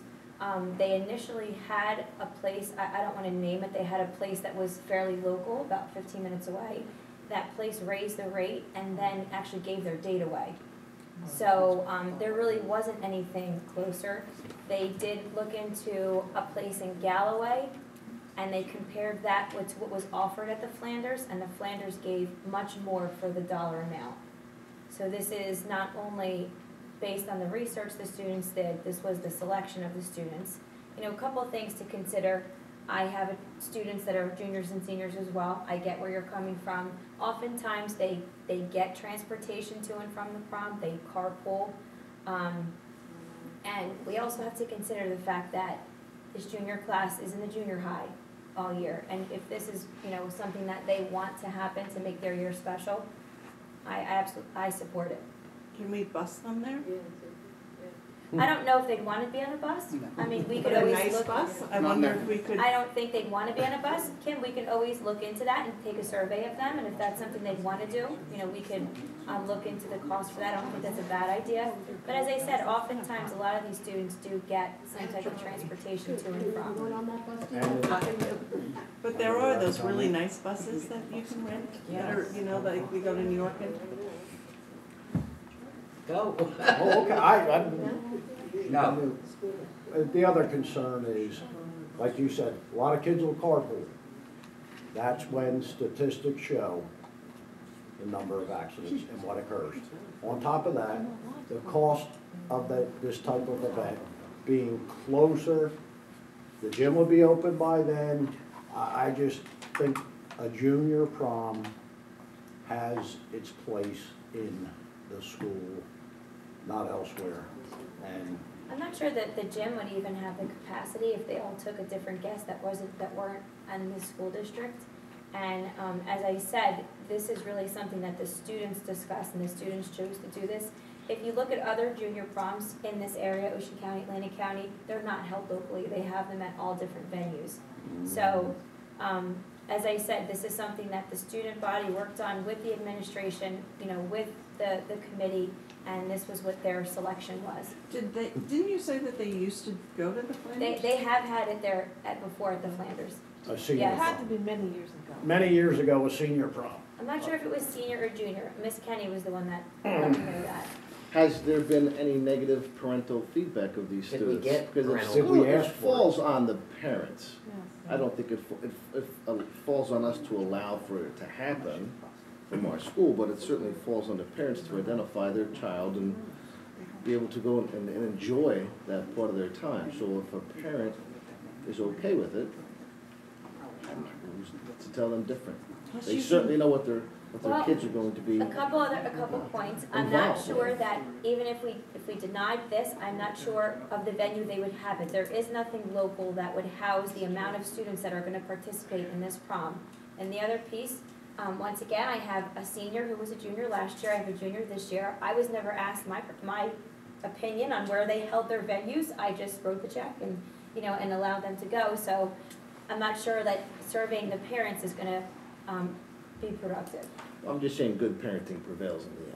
Right. And I would suspect some parents would not allow their children to go to Ocean City for the junior prom, which would then limit the participation rate. In addition, the Flanders Hotel hosts 325.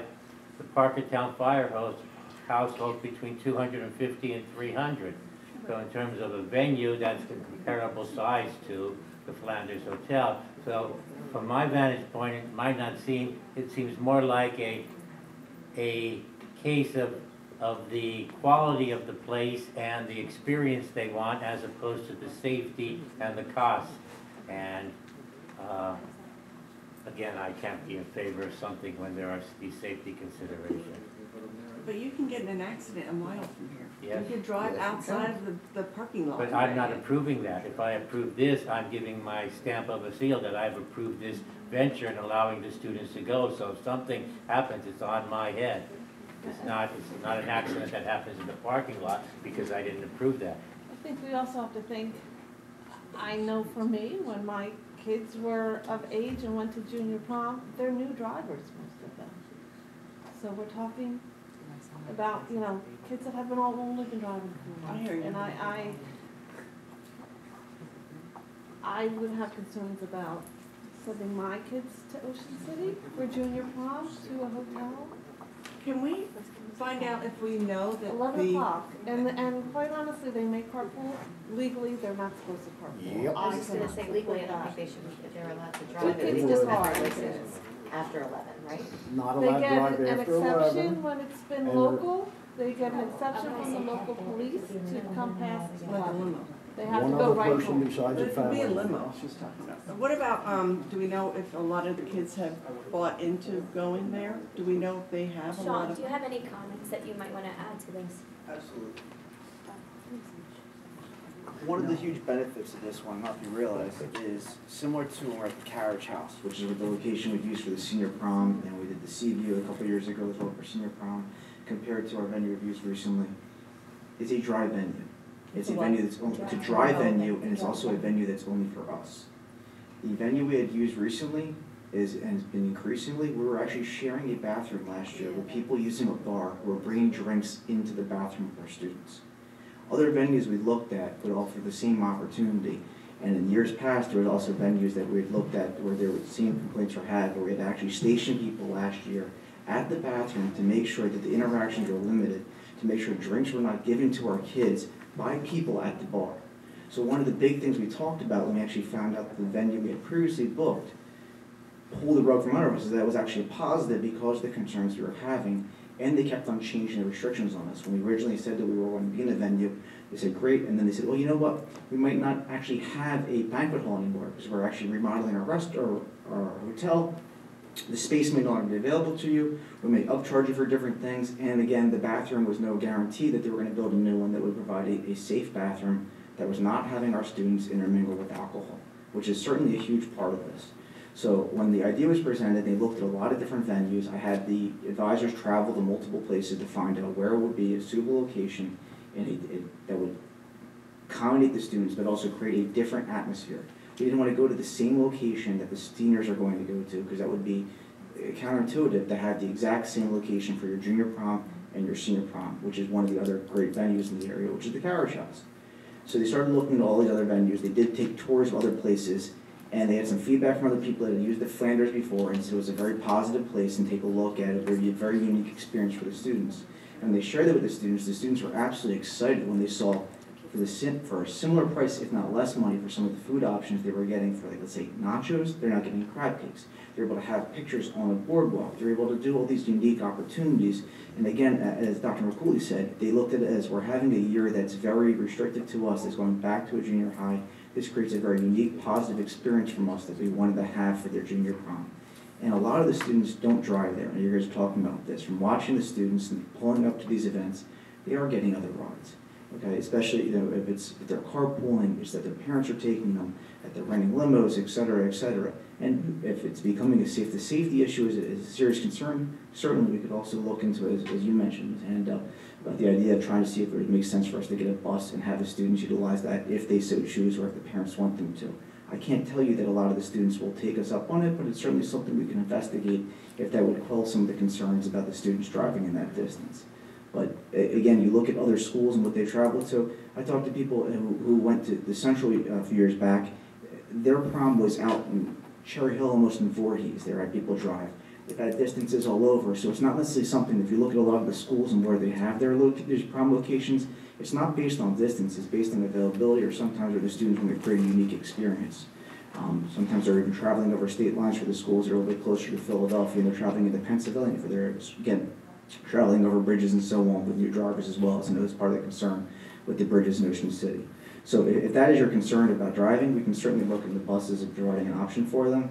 But I think that this is the thing that the students have been saying that they were so excited for. And if you vote against it, you're taking an opportunity away from them. They're looking to have a unique experience in this year. So I hope you take that into consideration. Mr. Bannon, you mentioned last year some kids were intermingling with people and drinking in the bathrooms. The students themselves were not drinking, people were.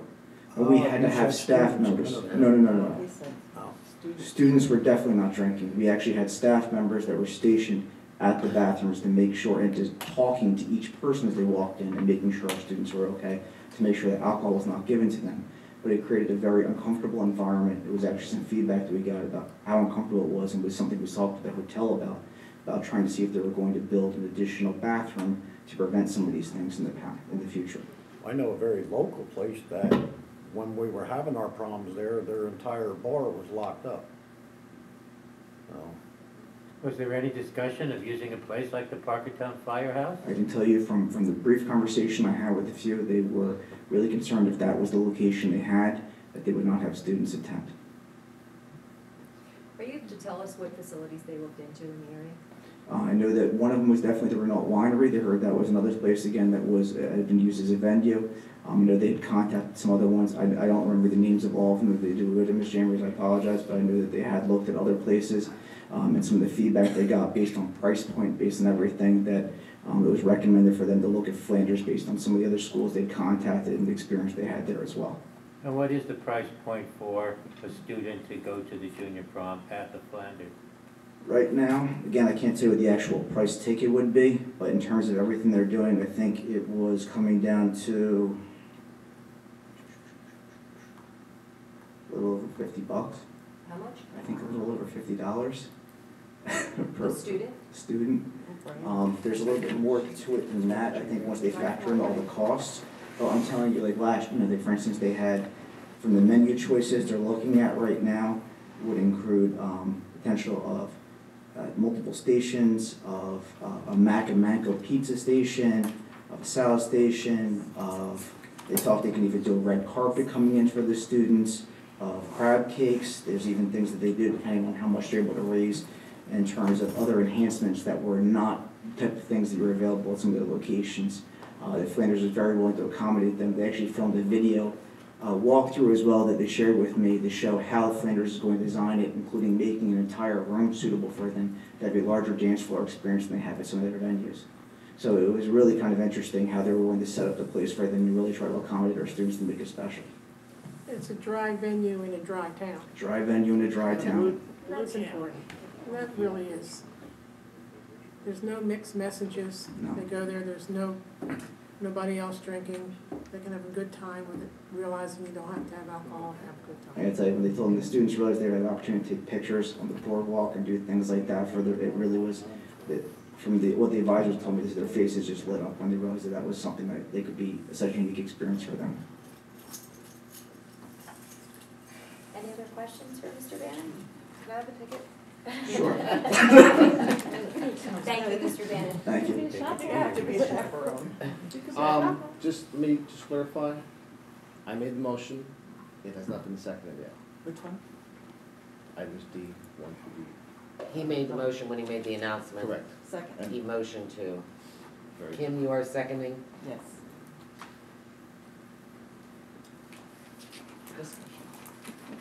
Any further discussion? Any further discussion? Any other discussion? Okay. Mr. Bonnicky? Yes. Mrs. Chambers? Yes. Ms. Hannadel? Yes. Mr. Kubricki? No.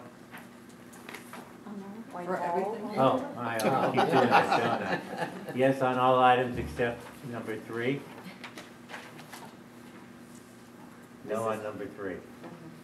Mrs. McVeigh? Yes. Ms. Palladino? Yes. Mrs. Papakua?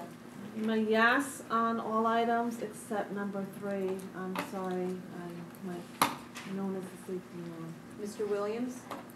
Yes on all but number 3, I am a no. And Mrs. Ernst? Yes. Okay, motion carried.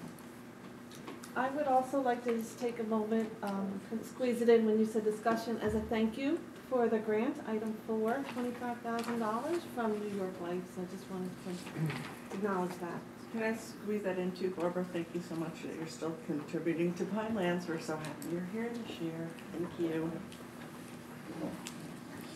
And also a thank you to those who have continued to donate to our school Yes. scoreboard. All right, moving on to item 13, which is residents forum, and this is open for general topics. I'll bring it up. Did you want to do it now? Well, I missed the disposal of equipment. How is that being disposed of? Is it being sold, is it being? Where are you? That is, Finance. that's That was Mr., under- yeah. that's facilities, Mr. Ballone's. As far as I know, they don't work. He said they were, old, they don't work, but I can get more information if you wanna know. No, I just like, that they're gonna be disposed of, thrown out due to the fact that Yeah, no they- longer operational. They don't, whatever. yeah, they don't, they're not working. That's fine. I'm sorry, Jamie, go ahead now. All right, Jamie Clarn, 21 Forest Edge Drive. I have a few things. The first was, I realize there's no way to fix it, but like it's frustrating the way that it goes. Like I would have liked to comment as a parent before you guys voted, but I couldn't comment under the first residence forum because I didn't know that discussion was going to come up. And there's no way to fix that. It's just frustrating because as a parent, And now, granted, my daughter's only a freshman, but I wouldn't want her going that far unless there was definitely a bus provided. I do respect all the idea. I love that it's a dry venue. I love all that stuff. And I understand the turmoil that with this decision. I almost wish there was a way to completely ban them from driving at all. Like just say you either take the bus, you take a limo or a parent, and if you show up in your own car, you're not allowed in, because that could completely eliminate the issue. I don't know if it's allowed, but it's the only thing I could think of, because I wouldn't want them to not have a good experience, but I am concerned about the safety. The second thing, and I'm trying to be quick and stay under my time limit, we've all seen people come up here, employees of the school, and be professional. What I saw before was scary. That individual that apparently works here. Mr. Carnes, I'm just going to remind you again that we're not going to comment on any personal. You don't need to comment on it. I am a concerned, my child is in a school with someone that clearly looked unstable to me. And again, I'm not going to stop you from talking. Okay. I'm just saying that, you know, Yes. it's your opinion and you could be liable for it. I cannot comment on what I heard him say under his breath because it wasn't record, but I, as a parent, am concerned that someone that works for this school would come up here and act the way that that individual acted. So if there's any history or anything there, I hope it gets looked into. If it was just a one-time thing, the guy was upset, sure, but as a parent, I'm concerned. The other thing I wanted to bring up, actually, the upside downside of me coming up here every month is people texting me with questions. And, you know, and for obvious reasons, some of them, you know, single parents or what can't come here. So I do like the ability to get ahead of things that are rumors. So when I ask the question at least, and it's answered or acknowledged by the board, it kind of dispels some of the rumors that are going on. So I will ask one or two of them publicly, whether there can be a comment or not. Before you ask, I just want to remind you and the public watching that we do have an online Google Doc that anyone can ask any question they want. They have that opportunity. They can email me, I can answer the question then. So not that it's a problem going through you, but they do have the opportunity to ask any question they want. Okay, that's actually a very good point. Now, then you usually read those, I just actually. answered 3 tonight. Correct. So, there was 3 questions. This one, actually, the woman, Jen O'Rourke, wanted herself named in it. She couldn't be here tonight, but there's a lot of rumors going around with our former business administrator's computer. There's rumors that it was missing this, that, and the other thing. My understanding is it was turned in and it's protected. Is that correct? Can you guys comment on that? We can't comment on that. Okay. All right. So the follow-up question was just to make sure that I can't really say anything about that. The other thing is about lead testing. I know that's a continuing process. Is there any comments recently on where we're at with that? I know it's usually a thing, but just for the public. There should be information on the website, and I could locate it for you. Mr. Bullen's on here, obviously, but that has to be done annually. Yes. And they were done in both school districts. Okay. And anything that showed up would And have there been was public no record concerns. anyway. Okay. We usually do it in the summer because you have to run the water, and it's easier to do it when there's no students here. Perfect. Okay, and and then publicly to ask, I know you guys discussed it, about reaching out about this, the investigation, reaching out to the state, so you are gonna be doing that? I am. Okay, perfect. All right, so great job, thank you, appreciate it. Thank you, Jamie. Thank you. Anybody else? Are you coming up, Kim? Real quick, she said. You're on TV now? Ow, Kim. Remind me. Come on, Shevsky. Hi, Kim Farrer from Eagleswood. So I just wanted to comment about the Flanders Hotel. Not being able to comment before was very frustrating. I feel like everybody has such a valid point. And especially the kids, because these years, last year and this year are terrible. You know, it's just, it is what it is, but to have the kids be able to go somewhere really awesome is fantastic. But I get the whole driving thing. My son is driving, and it's a scary day every day. But I think that you should survey the kids about a charter bus, and I think you should pay for it. Because Meaning you're paying for it. Yeah. You know what? I would feel better with that because like Yeah. Mr. Kabuki said, if somebody does get into an accident, that's terrible. You don't want that ever to happen anywhere. I mean, it could happen anywhere, but the chances are higher going so far. And it's unfamiliar. So, and they are new drivers. And some of them don't even drive. But if they all maybe got together and were like, oh my God, we could take a charter bus, like that's so cool. And then I feel like that would kind of just, We can survey the kids to see what's at their just to see if they would. And maybe have them like sign up with like $1 or something. So it's like either I know sometimes with the fan bus, they all want to go, but then nobody goes and then they pay this money. Like it would be a big investment. So to have some sort of whole, this way it's a valid, way for you to have an accurate count and and I think it would.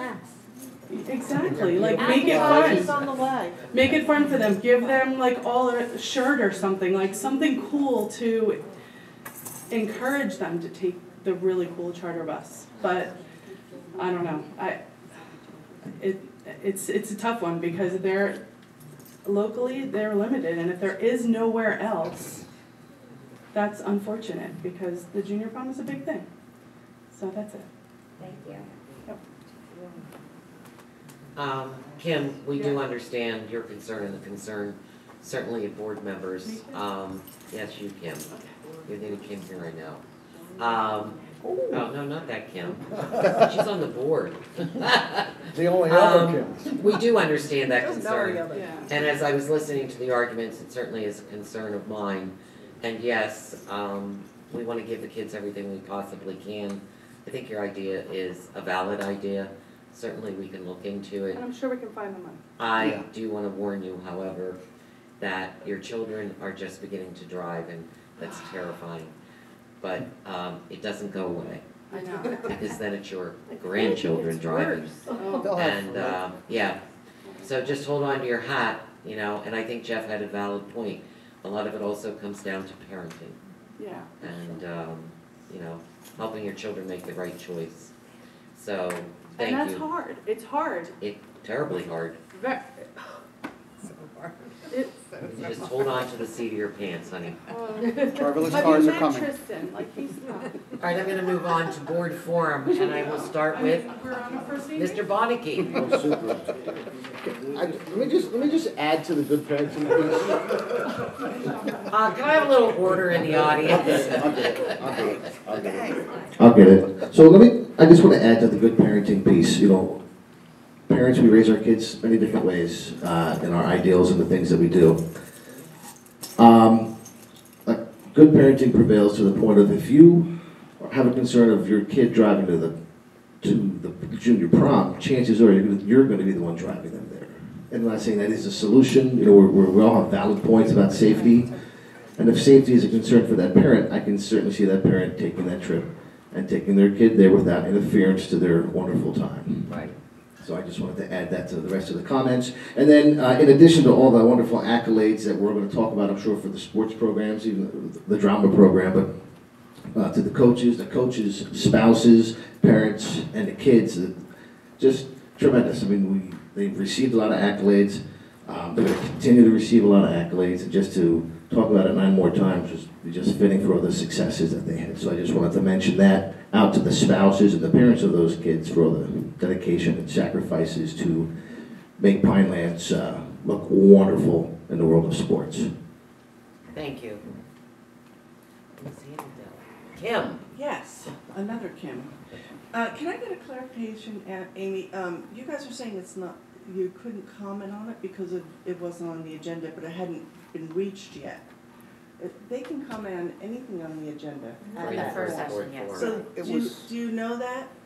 It was the fact that it was on the agenda, but I didn't know that there would be a discussion until you had a discussion. So when I read it, it didn't pop out, Until we had a discussion. Until you had a discussion, then you voted, then we talked. But the forum was first. The forum was first. Like I said, there's no way to fix it because it's technically correct. It's just frustrating. No, I'm talking about the first forum. You could have commented. We could have if we had known. Yeah. There's no way for us to know what you guys are going to discuss. The whole agenda, you can always comment. Yes. In the first part as well. That's why I just wanted to make sure. Yeah. But when you read the agenda, what we have, it Yes. just says Flanders Hotel. It doesn't say what you're gonna be discussing. Do you know what I'm saying? Like Yeah, you so, might. oh, yeah, we That's have helpful. Yeah. Right, That's like helpful. you might not want to have it there. Right, okay. Yeah. You know what You I guys mean? didn't know Like, it's just that it was on gonna there. Right. You don't know what you're gonna discuss, so you can't comment on your discussion. Yes. Got me? That might help us, actually. Yeah, I don't know if that's fixable, it's great, but I don't really know how you would. Thank you, everybody. That's all I wanted to say. Thank you, Kim. Mr. Williams? I echo Mr. Bonicki's words for all of our teams and all of our sports and the parents and our students for all they do and our administration for being here, all of them. It's been a great, great fall, and I hope it all continues into the winter and spring. Thank you, Mr. Williams. Mrs. McVeigh? Sure. Thank you. I'd like to thank everybody for their indulgence, allowing me to step out for a little bit today. And I'd also like to thank the school and Will Sunderman and the staff here for supporting the little youth wrestling program that we run. We've been doing this for many, many years, and I'd like to think that our youth sports programs help feed the high school program, and I appreciate everything that the school does to allow us to do that. So take my board member hat off and speak as a parent, a grandparent, and somebody who's involved in that program. We appreciate it very much. Can you tell us the ages again? It's grade 2 through grade 8, usually 7 or 8 through 13 and 14. And you can still register for that program. I'll put a little plug out there tomorrow night. No advertising. Tomorrow night from 6:15 till, well, practice starts at 6:15. We'll still take registration. Come on out. A wonderful coach. Another little plug. Karen? Yeah, so I'm gonna go a step further with our fall teams and our drama program. I noticed that Mr. Mellor has left, but I hope that he may be watching or may get word, or some of our other local papers. These students are working hard, as well as our coaches and everyone that is supporting them. It would be really great to see a little bit more positive press. I did send him an email. Okay. With all the So sports I updates. look forward to seeing something in the paper on the sports and on our drama program. Yes. Again, just really trying to acknowledge the hard work of our staff and students, so thank you all. I would like to say, I will not make the veterans luncheon or afternoon meal, whatever we're calling it, but I think that that's great that we do that for our community. So although I will not be here, I will be here in spirit, and hope everyone that there's good attendance and that our community and our veterans can come out and just enjoy some nice time and some nice company. And I think it's a great example for our students. And then lastly, I would just like to wish Dr. Clark best wishes. So she's probably ready about now, so. I'm very Best sure. wishes to her and her family. Mr. Kabricki? Yes, I'd like to build on Dr. Stevenson's park report last month. I think she did a very good job in explaining how our scores are inside the district and how they move from group to group, cohort to cohort.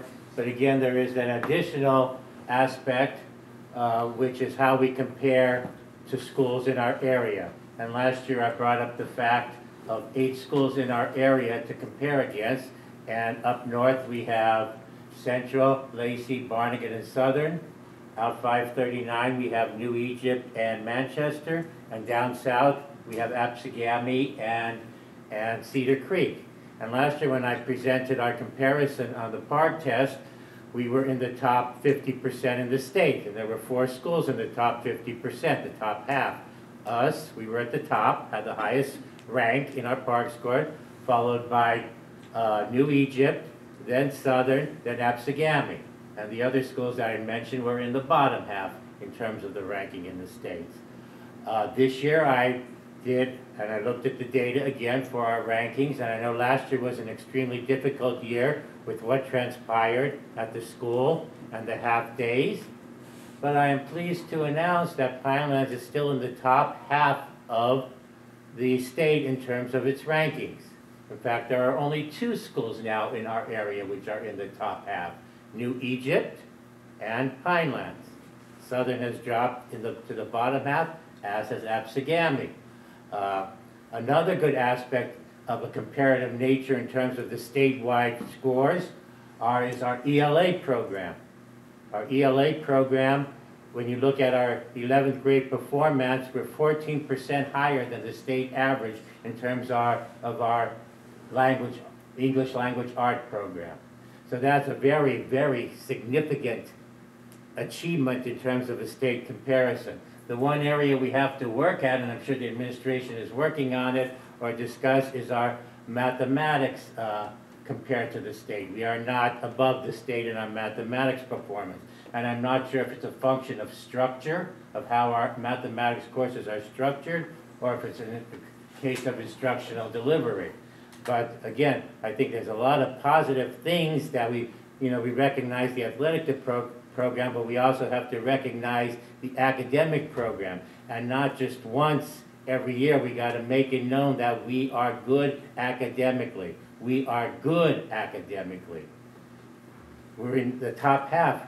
We can be even better than that. We can be in the top third. We can be in the top 100. Why not us? There is no reason that we can't be even up further. But I am pleased where we are now, and I want to congratulate our administration, particularly Dr. Stevenson, who I think takes the 7th and 8th graders and gets them to the point that by the seniors, and Ms. Frasca, who is our English language supervisors, and our English language scores are way up there. So again, we're doing so many things right academically, and we should again make that known as many times as we can. So I'd like to see that in the paper as well. Right. And if anybody wants a copy of the report I just talked about in terms of the board members, I'll be happy to give you a copy. I did send that out, I think. Did I not? I don't Oh, I didn't? Okay. So I got a written copy if anybody wants to see what I just... Try to go on social media, get it out to everybody.